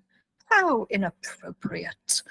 And he speaks slowly, his focus is clearly elsewhere. And in the shooting script, it says, Cisco is weirdly mellow, almost opiate-like in his fascination with the drawing, which is a lovely direction. Opiate-like, nice. I like that. And Odo kind of gently says, "Commander, I think something might be wrong with some of us." And very carefully. Yes, he says that certain behaviors and attitudes have been abnormal, and Cisco ignores him and just keeps scribbling on his pad. Odo continues that there appears to have been a mutiny on the Klingon ship, and that he sees disturbing parallels in what's happening on Deep Space Nine. And Cisco says, "If something's bothering you, Odo, tell it to Mr. O'Brien. That's what he's there for." And we've got a picture of what happens next, number 14. He says, he suddenly sets down his pencil, lifts up the large pad, and grins at Odo, and excitedly says, "What do you think?" and shows him the diagrams. And Odo looks from the diagram to Cisco and back again and asks, "What is it?" And Cisco says, "A clock. Fascinating, isn't it?" And then just puts the pad back down and keeps working on it, picks up a set square and starts working on the diagram. And then we just cut to black on Odo looking really dismayed because this is incredibly not Benjamin Cisco. Yeah. Which I love, because he is a passionate man. He loves baseball. He is a geeky dude. Yeah. But this is way beyond what he normally expresses about his interests. And I do find it interesting that they chose something that isn't within his usual remit. They could have chosen to have the characters dig deeply into parts of themselves, and he could have started talking endlessly about baseball facts. Yeah. That's but instead, they went for more of a lot like Masks, the episode where Data is inhabited by various people. Oh my God. In that episode, Data is inhabited by various characters from a now dead society. In this episode, various characters are inhabited by people from a long dead society. Did Joe Minovsky just have an obsession with this idea? Yes, I think you're absolutely right. It's more or less the same idea, but played out slightly differently with more people involved. So the characters can interact with each other rather than all inhabiting one person who then has to describe who they are over and over again. That's a really good point. Nice, I like that. Good connection. Thank you, Kat. Oh, that's all right. But yes, we then cut back to Odo entering the security office where Kira has her feet up on the desk. In the shooting script, she's kicked back comfortably, feet up, relaxed, even more seductive than we've seen her before. Is that actually what it says? That's what it says, word for word. I'm just like, Kira needs to be naked by this point for the number of seductives she's been in the script. It's ridiculous. I would agree. That is very jarring, actually. They are playing it now. She doesn't need naked. We've got another picture. Let me stretching. Let me bring that up there. Dear me. Yes. Flattering. That is very flattering of Nana Visitor, I would say. Yeah, she's leaning back in her chair and has one arm behind her head and is just kind of arching her back. It's a nice pose. I enjoy it. But she's doing it to Odo, which, as you said previously, Tim, is very inappropriate and just won't frickin' work. Kira says, "It's not nice to keep a friend waiting." He asks, "Did we have an appointment?" And she says, "When have I ever had to stand on ceremony with you, Odo?" She then goes on to say that she needs his help, saying, "I took care of the Valerians." She's locked down their docking clamps so they can't leave until she permits it, and O'Brien will need at least a day to do anything about it. And she says, by then, it won't matter. Odo leans in and says, "You're going after Cisco." And Kira helpfully clarifies, "And O'Brien. Either we get a more reasonable commander from Starfleet, someone we can control, or we go it alone. With me running this place, you'll be able to do what needs to be done. If you want to toss Quark out on his ears, toss him out." And I like that for two reasons. Firstly, I like that toss him out on his ears, because she does say ears, because Ferengi, it's an aspect of their culture as well as their physiology. But I also like that she can, again, other characters keep misunderstanding the relationship between Odo and Quark. In a previous episode, Rom genuinely thought that Quark would like Odo to leave the station or to die. And Quark's like, no, I don't want that. Mm-hmm. And here, Kira is suggesting that if he could get rid of Quark, of course Odo would, because they're enemies. And no, of course no. We know that Odo likes having Quark around. He enjoys the verbal sparring and the exchange of information and insults. He doesn't want him to go. So I really like that line from Kira about tossing him out on his ears. And Kira continues, if you want to proclaim martial law on the promenade, proclaim it. The station will be yours to protect with no interference. Which, yeah, she's just gone full-on fascist now. Absolutely. And you could read between the lines and say, well, Odo's been very hard line, we should say, with the application of the law. He firmly believes in the primacy of law and order, and he's not. I don't think Odo is, because he also believes in the spirit of the law, which is to protect people. But it is interesting that she should try and appeal to his dreams of control, but at a very extreme end, which might have worked on somebody affected by the energy spheres. But in this case, wouldn't work on Odo, because he's still himself and he knows where the restraint is required.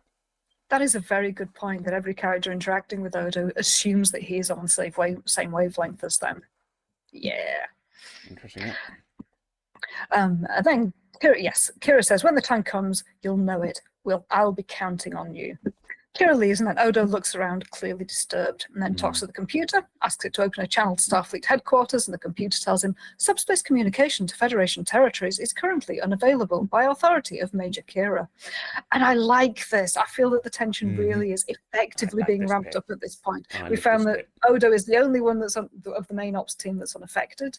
He cannot communicate with the outside world now. He tries contacting Bajor next, and the line to Bajor has also been cut, this time by O'Brien. I love it. They've both isolated the other's power base, and know, we always do that. Star Trek is everything happens on the ship, the station, the planet, whatever. But often you find, like, if they'd only spoken to somebody else and asked for help, they probably could have gotten out of it. In this episode, Joe Minoski has gone, what if you couldn't? What if you couldn't get help from anywhere else and you were stuck? He preempted it. He thought, right, they're going to wonder why they don't just get Starfleet in. You can't get Starfleet in. You can't get the Bajorans in. No one's coming to help you. It's just you, Odo. Great. Yeah, it's nice. Nice little bit of plot hole filling. That's exactly what it is. Yep, thoroughly enjoyed that. So next, Odo asks the computer if it's finished processing the Klingon First Officer's journal, and it has. So he asked for it on screen, and we've got a nice picture of a Cardassian display with the journal shown in the middle. Which is, I really like these display screens, and the ones aboard the station look markedly different from any of the Federation ones.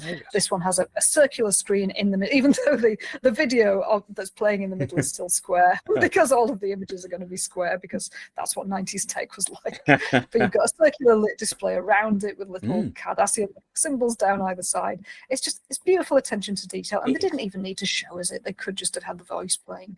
Absolutely, but this is definitely where Star Trek, excels itself, and it's again credit to the VFX guys and gals and everyone who we've already shouted out, and I'll do it again. The Acudas, Michael and Denise, and Doug Drexler, set dresser, and just loads of people, whose names I can't now bring to mind, but all of those people work hard on something that you see on screen for about 30 seconds at, in grainy 90s filmer vision, and yet it's beautifully detailed. So every time I see it, I share your appreciation for the hard work that goes into something that is such a small part of an episode, but makes it look beautiful.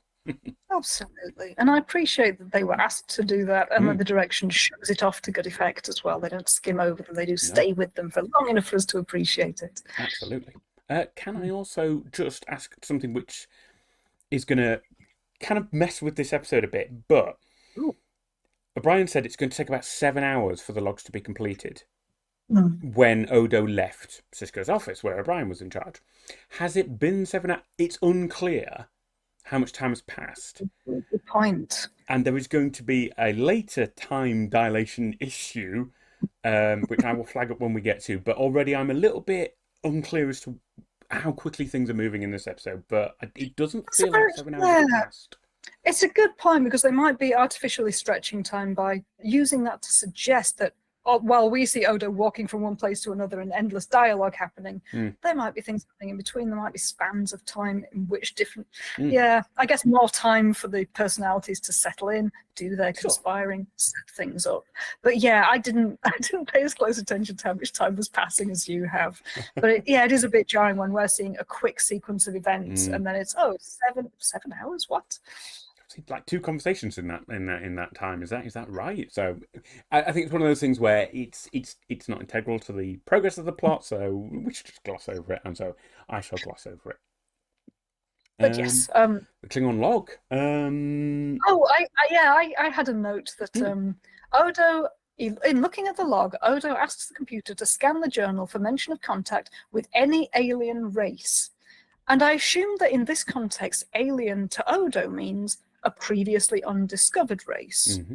Because to us as viewing humans in the late 20th or early 21st century, the Klingons are aliens. Odo is an alien. The Bajorans are aliens. So to hear Odo use the word alien, it has a very specific meaning to him, which it doesn't also have to us. That's a really good point. After the last episode, where I think someone referred to humanity when they just meant personhood. I think I'm quite interested in looking out for where the words human and alien are used and how they're used. And this is an appropriate use of it, I think.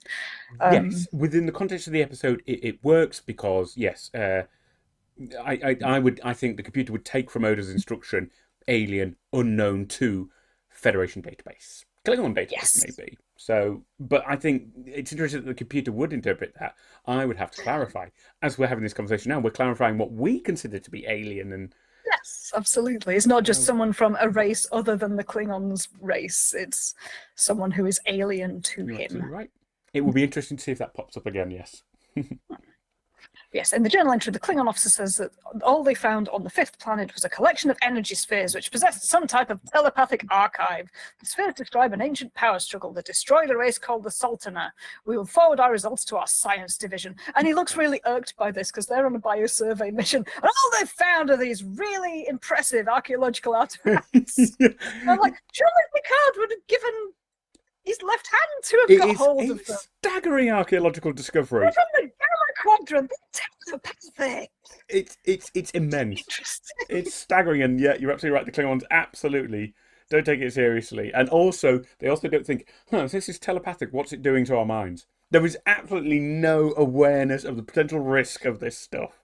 They are suspect I kind of assume what's happening here is that they are extremely mission focused. They wanted to find plant life, animal life. They haven't found this. They found this completely irrelevant thing that therefore has no relevance. It's useless to them. Stupid spheres and stupid telepathy. But yeah, it is slightly amusing. But yes, Odo then stops the journal and leaves his office. Just on this, I was curious because this was also reminding me of another episode which I don't think Joe Bernaschi wrote, but it's that most famous episode's The Inner Light, where Picard is exposed to a probe. I think it begins with K. I can't remember the name of the race. I've forgotten their name. But that also uses telepathic and technological processes to beam an experience into Picard's mind that he believes he is experiencing. So yes, yeah. It's in the episode, his name is Kamin. Oh, that might be where I'm getting the K from. Kamin, yes. He's on Catan. Catan. Which does start with a K here, yes. There we go. Kamin from Catan. Right. There we go. So, okay, so there's only so many ideas in the world. That's fine. But it is interesting that once again, we are exposed to a device which overwrites your personality. Thankfully, with Picard, it was a benign, wonderful experience, and it doesn't. And very time compressed. It happened in a matter of minutes, and he lived it over a lifetime in his mind. And it left him otherwise unaltered, just for new memories. Whereas this is actively overwriting the crew's personalities, memories, and everything. But yeah, definite similarities there. It's clearly a thing that Star Trek writers love to do. Expose you to some weird thing in space that makes you somebody else. Wow. Right, in the next scene, we're in Sisko's quarters, and we've got another picture of Sisko not looking excited about his clock, but we've got a beautiful shot of an intricate disc which he's slotting into an elaborate mechanism. And O'Brien is slowly pacing behind Sisko in this scene, telling him, Kira has already locked down the Valerian ship, and she's diverted half the station's systems to her control. And Sisko just continues to stare at his contraption. O'Brien goes on to say that he thinks Kira will soon make an attempt on Sisko's life. Yes. Sisko smiles and calmly says, I want you to arrest them, Kira and every Bajoran officer on this station. And then he starts getting more excited and says, I want the name of every sympathizer. And it's at this moment that I think I grasped that his archetype is kind of, I think there's probably a Roman emperor, not necessarily Caligula, but someone who is very eccentric, very into their hobbies, and only really interacts with the responsibility of rule when it means you can get violent with it. Yes. Because he's not interested in what's happening on the station or any of the day-to-day, any of what's happening around him, until suddenly there's the opportunity that he might get to execute someone, and then he's right on it. But Or O'Brien, a threat. Sorry? Or a threat. Or He a reacts threat, violently yes. to a threat to that power that he's Does, currently, yes. wasting. Well, not And wasting. O'Brien It's a beautiful clock, but sorry. But yeah, he's not interested in being a ruler until someone's going to stop him working on his clock, I guess. I think that's what it is. Yeah. Anyway, O'Brien says, that's not a good idea, sir. There's a lot more of them than there are of us. So Sisko asks what they could do, and O'Brien says we can leave the station, at which point Sisko becomes loud and animated, stands up and says, never! Get me a phaser! I'll get rid of Kira! And he's holding one of his clock-making tools up. And O'Brien says, hear me out, sir. We leave the station, raise a Federation attack force, and return. And on that day, we'll get rid of all your enemies, which calms him down immediately. So Sisko asks, how do we proceed? And O'Brien has arranged with the Valerian captain to take them back to Federation space. So Sisko, already crouching behind his clock again, whispers, call me as soon as you're ready. It's brilliant. It's just so villainous. And O'Brien just nods, leaves to proceed with the plot. I love that scene. I really do. I think it's these incredible, intense performances from these two actors acting very out of character for themselves. I love how quickly Sisko pendulums from abstract intensity to manic rage, and he does gesture with his little screwdriver, and it's great. I also love how it's shot. It is shot from below. Because we love spotting the cinematography when it looks good, and the room is dark, so there are interesting plays of light on Sisko and Brian's faces that make them quite sinister looking. They're in shadow and light here and there, and the whole thing just absolutely vibes like this Shakespearean almost. Yes. Plotting, conniving. It's straight out of Henry V, Richard third, and yes, unfortunately, my reference for it is in Babylon 5. They have a race called the Centauri, who are very strongly based on the Roman Empire, and Cartagia is a perfect mad emperor. He's got his obsessions, and you're right. The lighting, everything is speaking to conspiracy and theatricality. And the use of props as well. The beautiful clock, which is made of lots of different moving parts, some of which Sisko slots into place while they're filming him. It's gorgeous. There's so much thought and planning gone into the way that scene is shot. I loved it. And also just O'Brien's line, all of your enemies will be dealt with, is actually out of character, even for his new character. Before now, he's been very cold, calculating, political. He's been manoeuvring for power to protect Sisko, and then to suddenly come out with such a poetic line it's really weird. I don't know if he's trying to appeal to this new, overtly dramatic Sisko character who is clearly very moved by such, grandiose. I think that the character that O'Brien is getting into is that second in command who is whispering poison Grand into his Vizier, boss's ear. Worm tongue. Exactly. Yes, absolutely. So now that is kind of coming to a head, and he's managing to inspire Sisko to take drastic action. We're now back in the infirmary, and I've got another picture because there are just so many props in this episode, and I wanted to their due time and space. So Bashir is holding what looks like a small futuristic syringe. At first I thought it might be a hyperspray, but I think it does look as though it's meant to be jabbed into skin rather than spraying on top of it. And he's telling a Bajoran crew member that it'll take effect in 2 minutes. Plenty of time to get a good. And then Odo walks in and he repeats, plenty of time for you to get a good night's sleep. Really subtle, really effective. But Odo does let the guy leave with the device. I'm not sure whether that was just because he wanted Bashir's help and didn't want to clue him in that he knew what was happening, or whether Odo genuinely missed that there's an assassination attempt happening. I wasn't sure either. I was looking at that scene thinking, has Odo bought into this? Because I don't think he has, but he does also let this happen. So I think Yeah, for a moment I didn't know whether it was actually happening or whether the audience was meant for a moment to think there was an assassination happening and then go, oh no, it actually is just a effective sleeping pill. But no, this little thing pops up again later. It is an assassination. Yeah, absolutely. Nice. But yes, this is this scene has quite a lot of dialogue in it, so I'm going to try and cut it a little bit short. Good idea. Basically, they talk through what's been happening in terms of the sides forming. Odo presses Bashir about the Klingon and says that the findings that Bashir has made on the Klingon could determine who controls this station. This is it. This is where Odo starts playing the game. He realizes he can't reach the original crew. He has to work with the archetypes they're now embodying. So I like it. It shows some thinking on his feet that I think Odo can be very good at. Yes, definitely. Starting to manipulate the conspirators now. So Bashir says that he found that the membrane permeability in the columnar cells in the Klingon's brainstem was off. I love that they got all this techno babble and then it was off. Could have put any adjective there, but no, it's just a bit off. Odo asks if this might be caused by the telepathic power of the spheres, and Bashir says if those archives were contained within a self-sustaining energy matrix, it could explain the changes in the Klingon's brain, which I don't think makes any kind of sense, but it's techno-Jap, it doesn't need to. Exactly.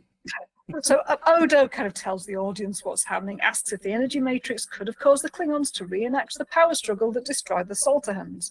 And Bashir says, possibly. What are you getting at? And Odo explains to Bashir that he thinks that the Klingon brought the Matrix with him and everyone in Ops was affected except for Odo. Without humanoid brain, my system rejected it. And Bashir says, an interesting theory, Constable, but I'm certainly not acting out of the ordinary.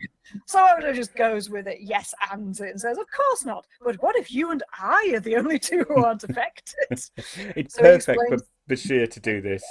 Because he is the one person who would absolutely be convinced, oh, I'm acting perfectly normal, you know. Perfect. He would be. And he does love going along with a good conspiracy. He enjoys all that spy bullshit. So, yeah, he's an obvious person to try and get in with.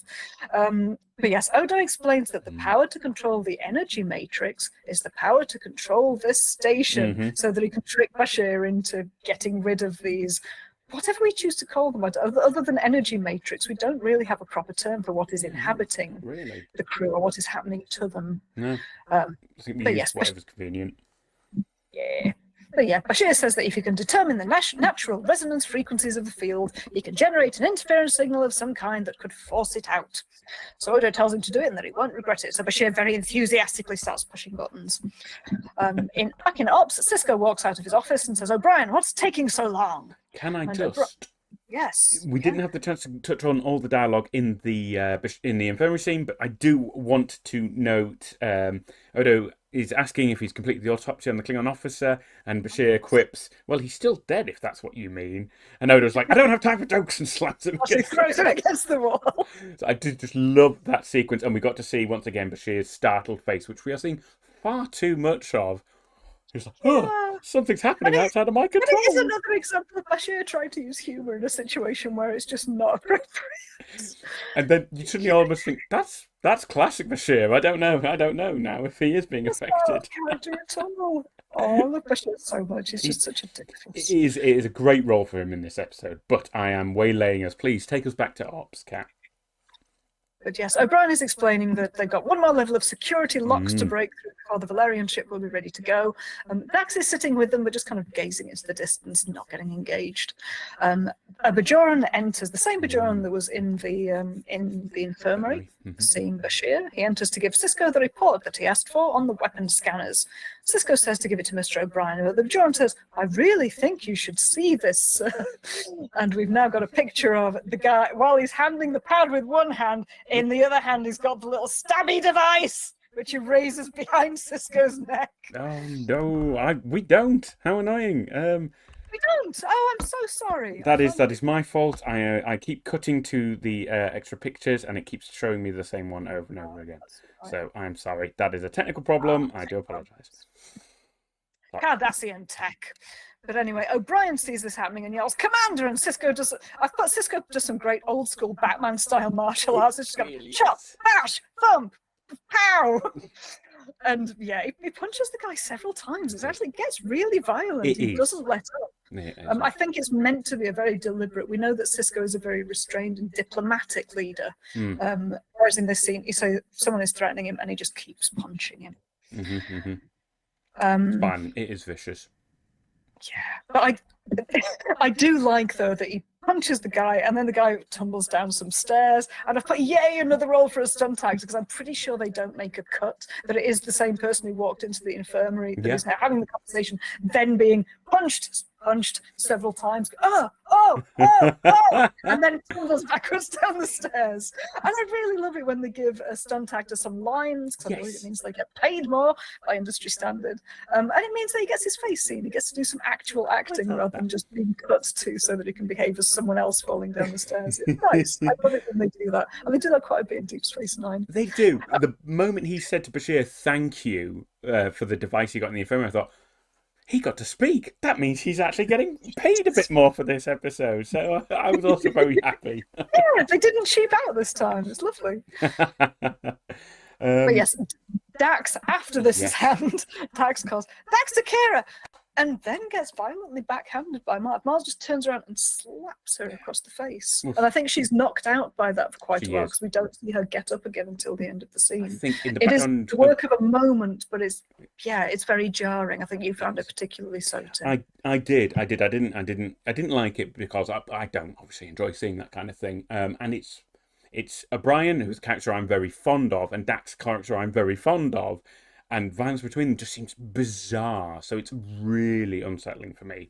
And I appreciate that that's how it's intended, but that's why I kind of flagged it at the beginning of the episode as well, because I think if I didn't like it, others wouldn't have liked it either. But I appreciate the dramatic impact it had, certainly, even if I didn't personally enjoy seeing it at all. And yes, we do see Dax slumped over the console later, eyes closed. She is clearly actually out of it. So a very disturbing scene.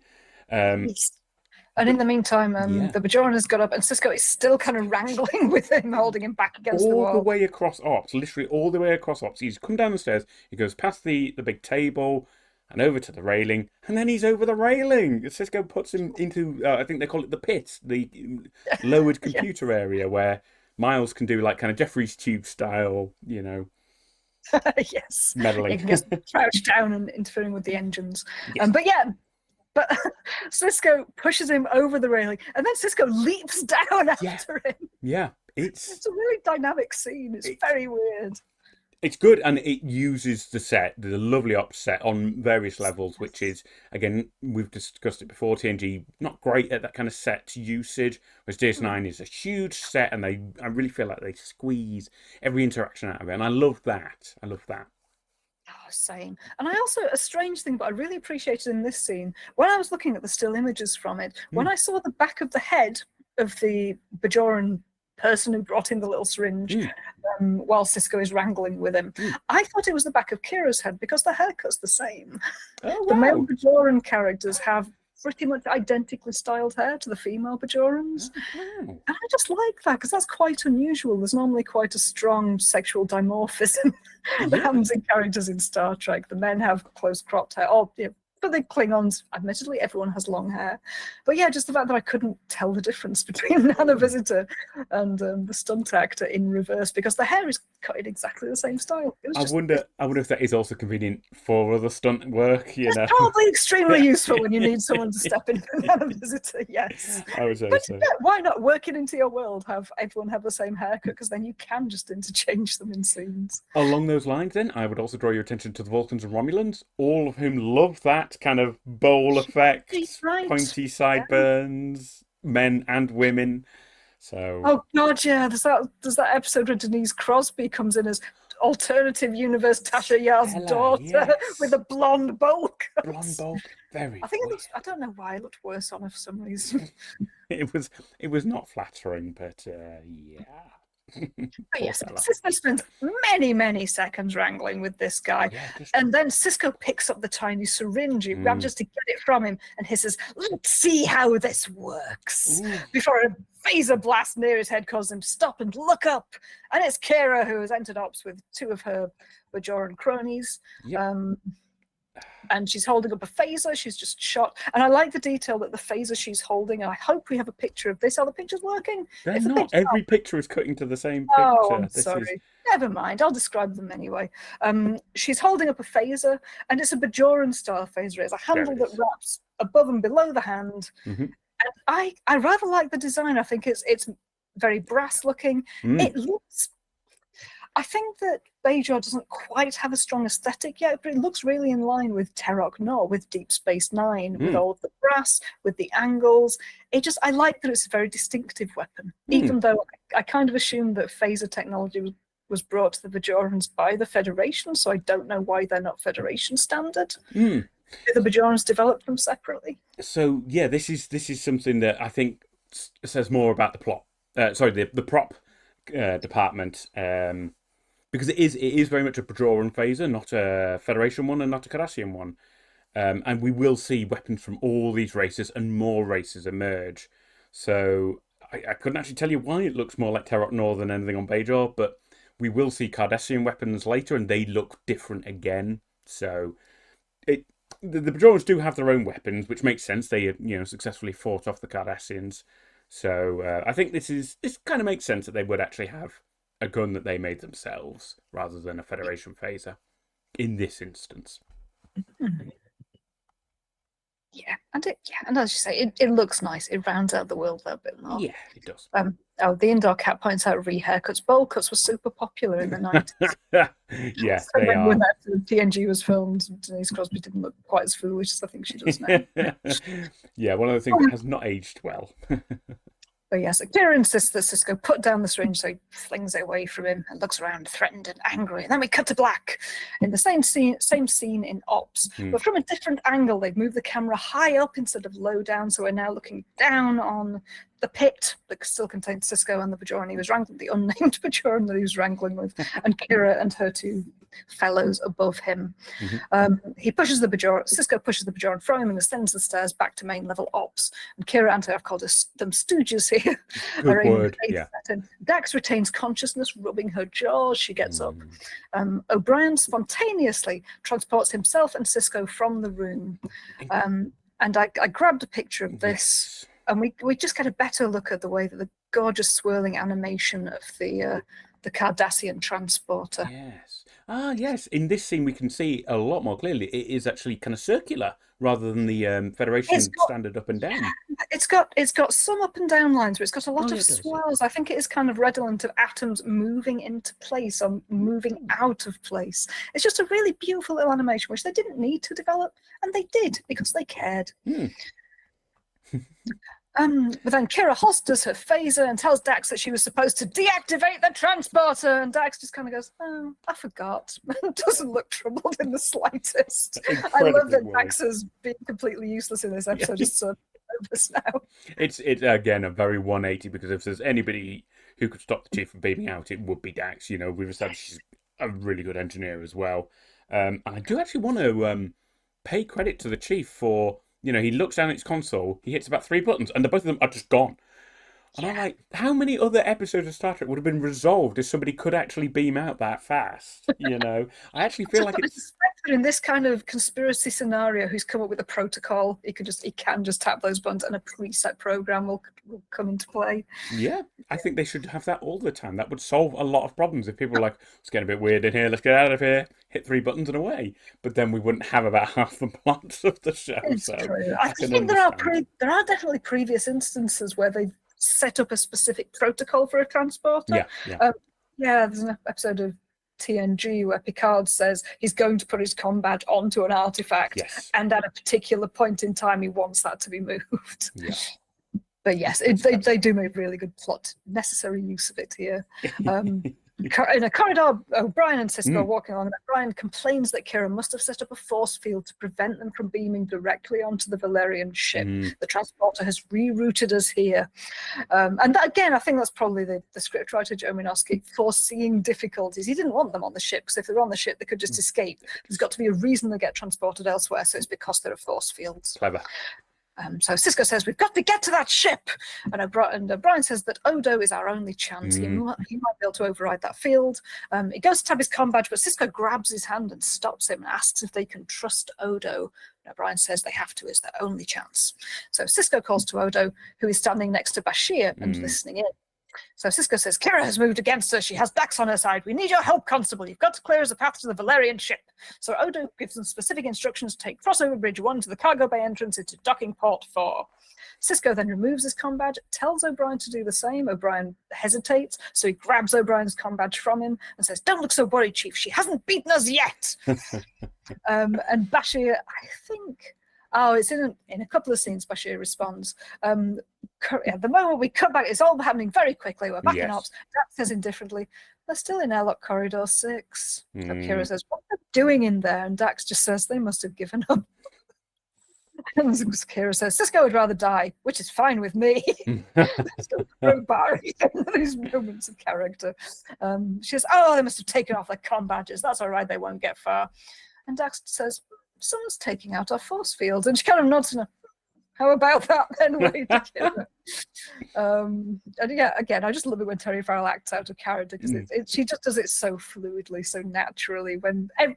I just feel that when she's dressed up as that character on that set, everything in her body must be telling her, you are Dax, you are acting as Dax. But she just very easily falls away from it and lets it all, just slide away into vagueness. Kira realizes that Odo must be helping them. She calls to him asking whose side he's on, and he says, well, yours, obviously, and that she'll find Sisko trapped in cargo bay 4. He says, consider it my gift to you. She smiles and says, my apologies. We'll see you there. And it's at this point that Bashir congratulates Odo back in the infirmary on fooling Kira. And Odo asks if Bashir is nearly finished. And he says that Bashir says he set up an ionic interference signal in cargo bay 4. It's calibrated to lock onto the resonance frequencies of the telepathic field and drive it out of those affected. And we find out that the matrix will remain suspended as long as the interference is in effect. So he can get it out of them, but only as long as there is an interference field being run. So Odo pushes some buttons and they leave. In cargo bay 4, O'Brien and Sisko enter and break into a run. They're just moving from one end to the other to get to the next door, which won't open for them. They are trapped. O'Brien examines the door. He says, someone's activated a level 5 security protocol. There's only one person on this station beside yourself has that kind of access. And Sisko snarls, Odo. I really love this ramping up of tension, all of the moving parts, both of the sets of people who want to murder each other being funneled into the same place by Odo's massive machinations. Yeah, it's very satisfying. And it's so nicely done. I think that for all I was complaining that the episode isn't subtle enough, there is no point in the episode at which I am lost in what is happening. The dialogue makes it extremely clear who is on whose side, who's tricking who at what point, who thinks who is tricking who. It's really smartly done without having to take a long pause for exposition of someone to go, right, this is who's on this side, this is who's with them, and this is who's in the middle trying to figure it. No, it's just really smartly done. And we have a really lovely, I'm going to read all of Sisko's speech. Please do. It's a great and ridiculous. It's a great speech. Kira points her phaser again and says, relax, Commander. He'll be here any minute. Talking about Odo, Sisko dramatically raises his arms and goes, so this is how it all ends. Kira responds, for you.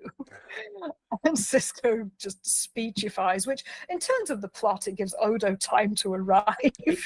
But I think it is just the madness of the character that is currently inhabiting 100%. Sisko. He says, you know what disturbs me? The ingratitude. I offered you my help, my kindness, my leadership. And how do you repay me? With betrayal. But you won't get rid of me so easily. You see, unlike you, I understand history. Time will be my greatest ally. My name will blaze like a comet across the stars, long after your petty treacheries are forgotten.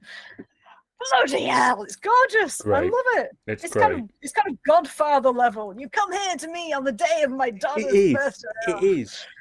All I wanted was for Kira to have a brilliant rejoinder as well. Like, I strike you down for the freedom of my people. It could have been great. And Oh, unfortunately, yeah, you're right. there's no time. So Kira just Oh, gets, what is it? The important thing is you won't be around to see it. And it's like, which is okay, it's pretty, it's nice. it's okay. But I also wondered whether there's, because Cisco, it might be a bit of a grasping at straws, but Cisco mentions time in this. Time will be my greatest ally. And I just wondered whether that was a thematic tie-in with his building a clock, whether this is a character who is overly concerned with the passage of time and his impact on it.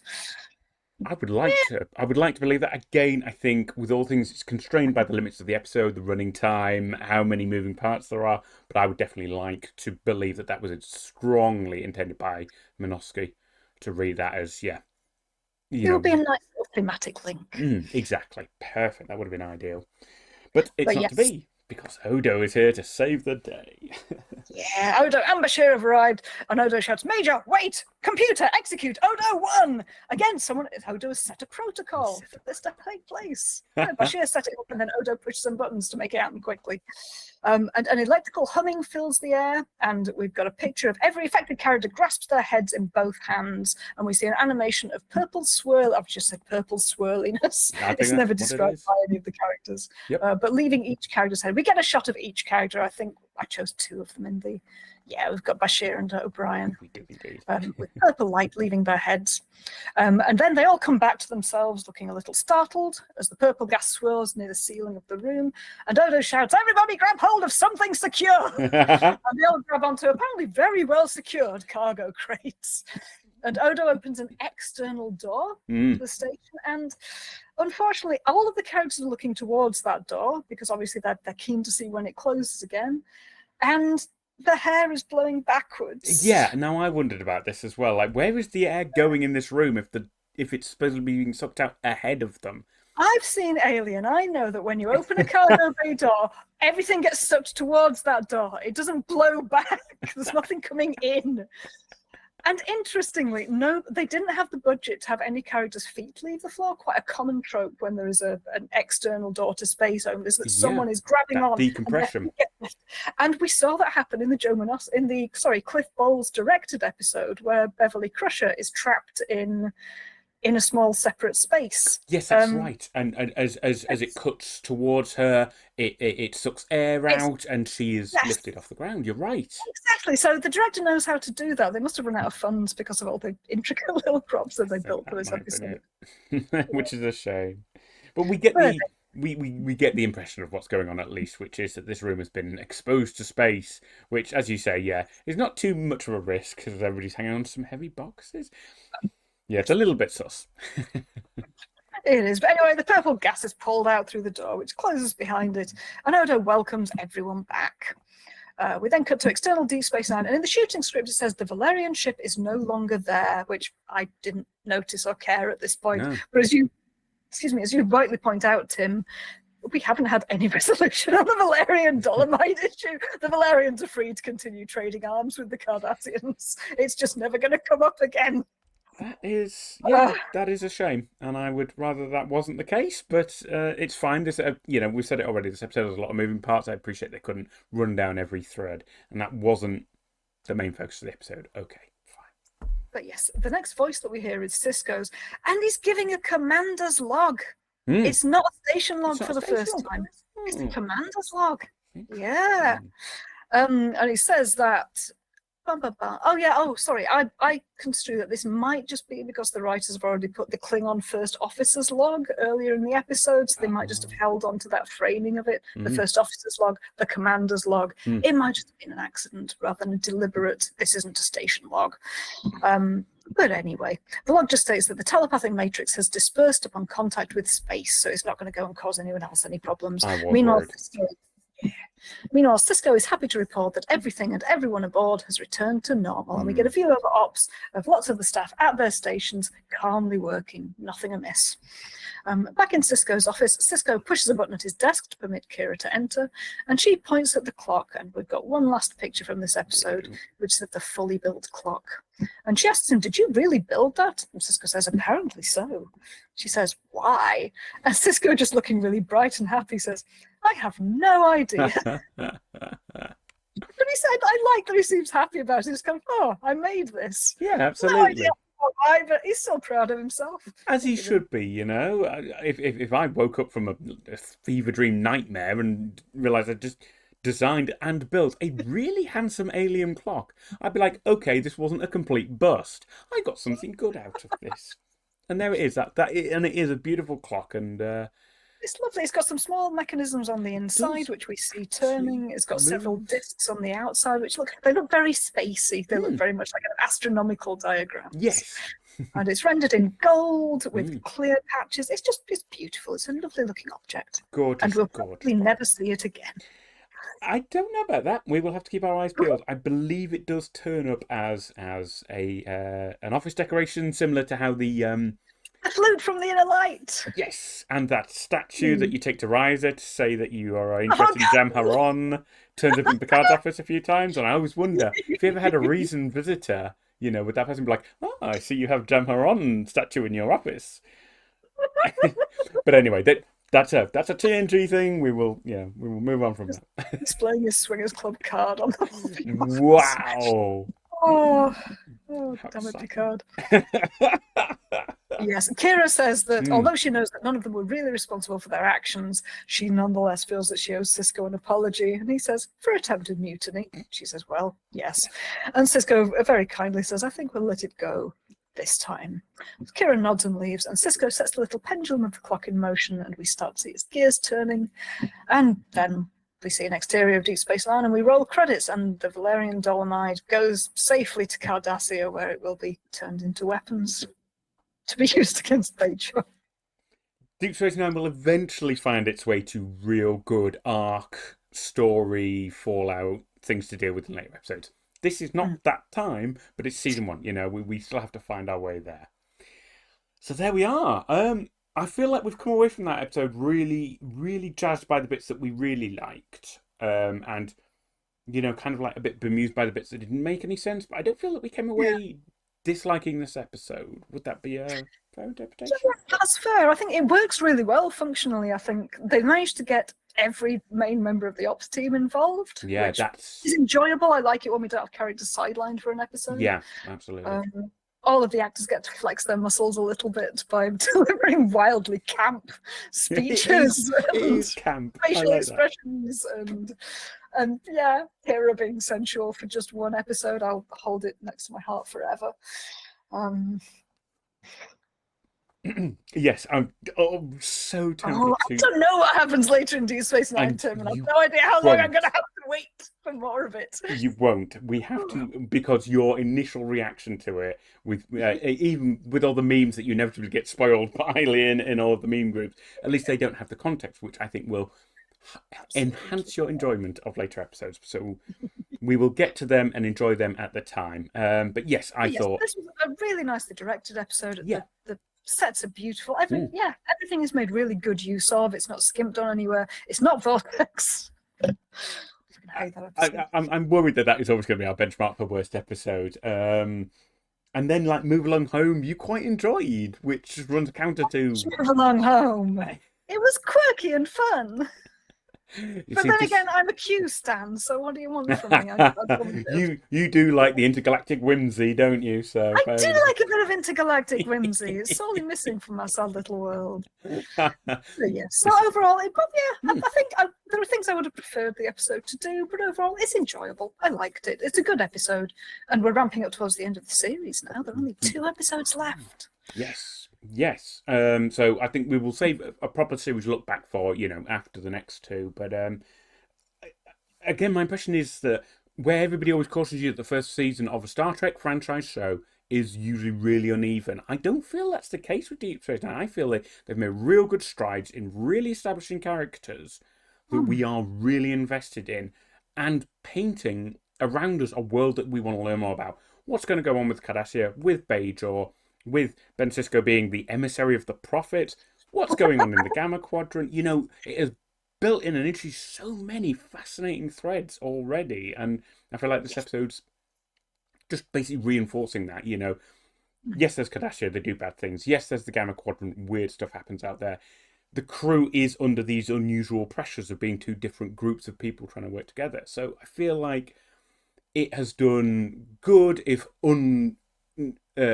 rather regular kind of groundwork on building up the factors that make Deep Space Nine good. That's my kind of take. That's a good analysis, Tim. I like that. Groovy. Groovy. Right.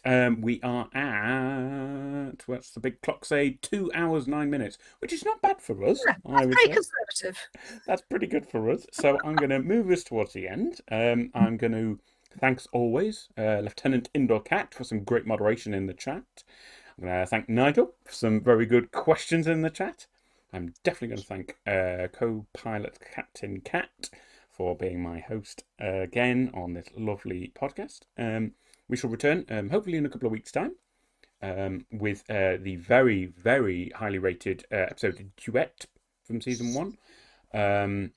So please do, if you're watching along with us, make sure you've watched along with that episode and come back to us and join us in chat again with your good questions and observations. And we shall thank you very much for your time and attention, and we shall see you again soon. So live long and prosper, all our friends. Take care and Bye, good night. everyone.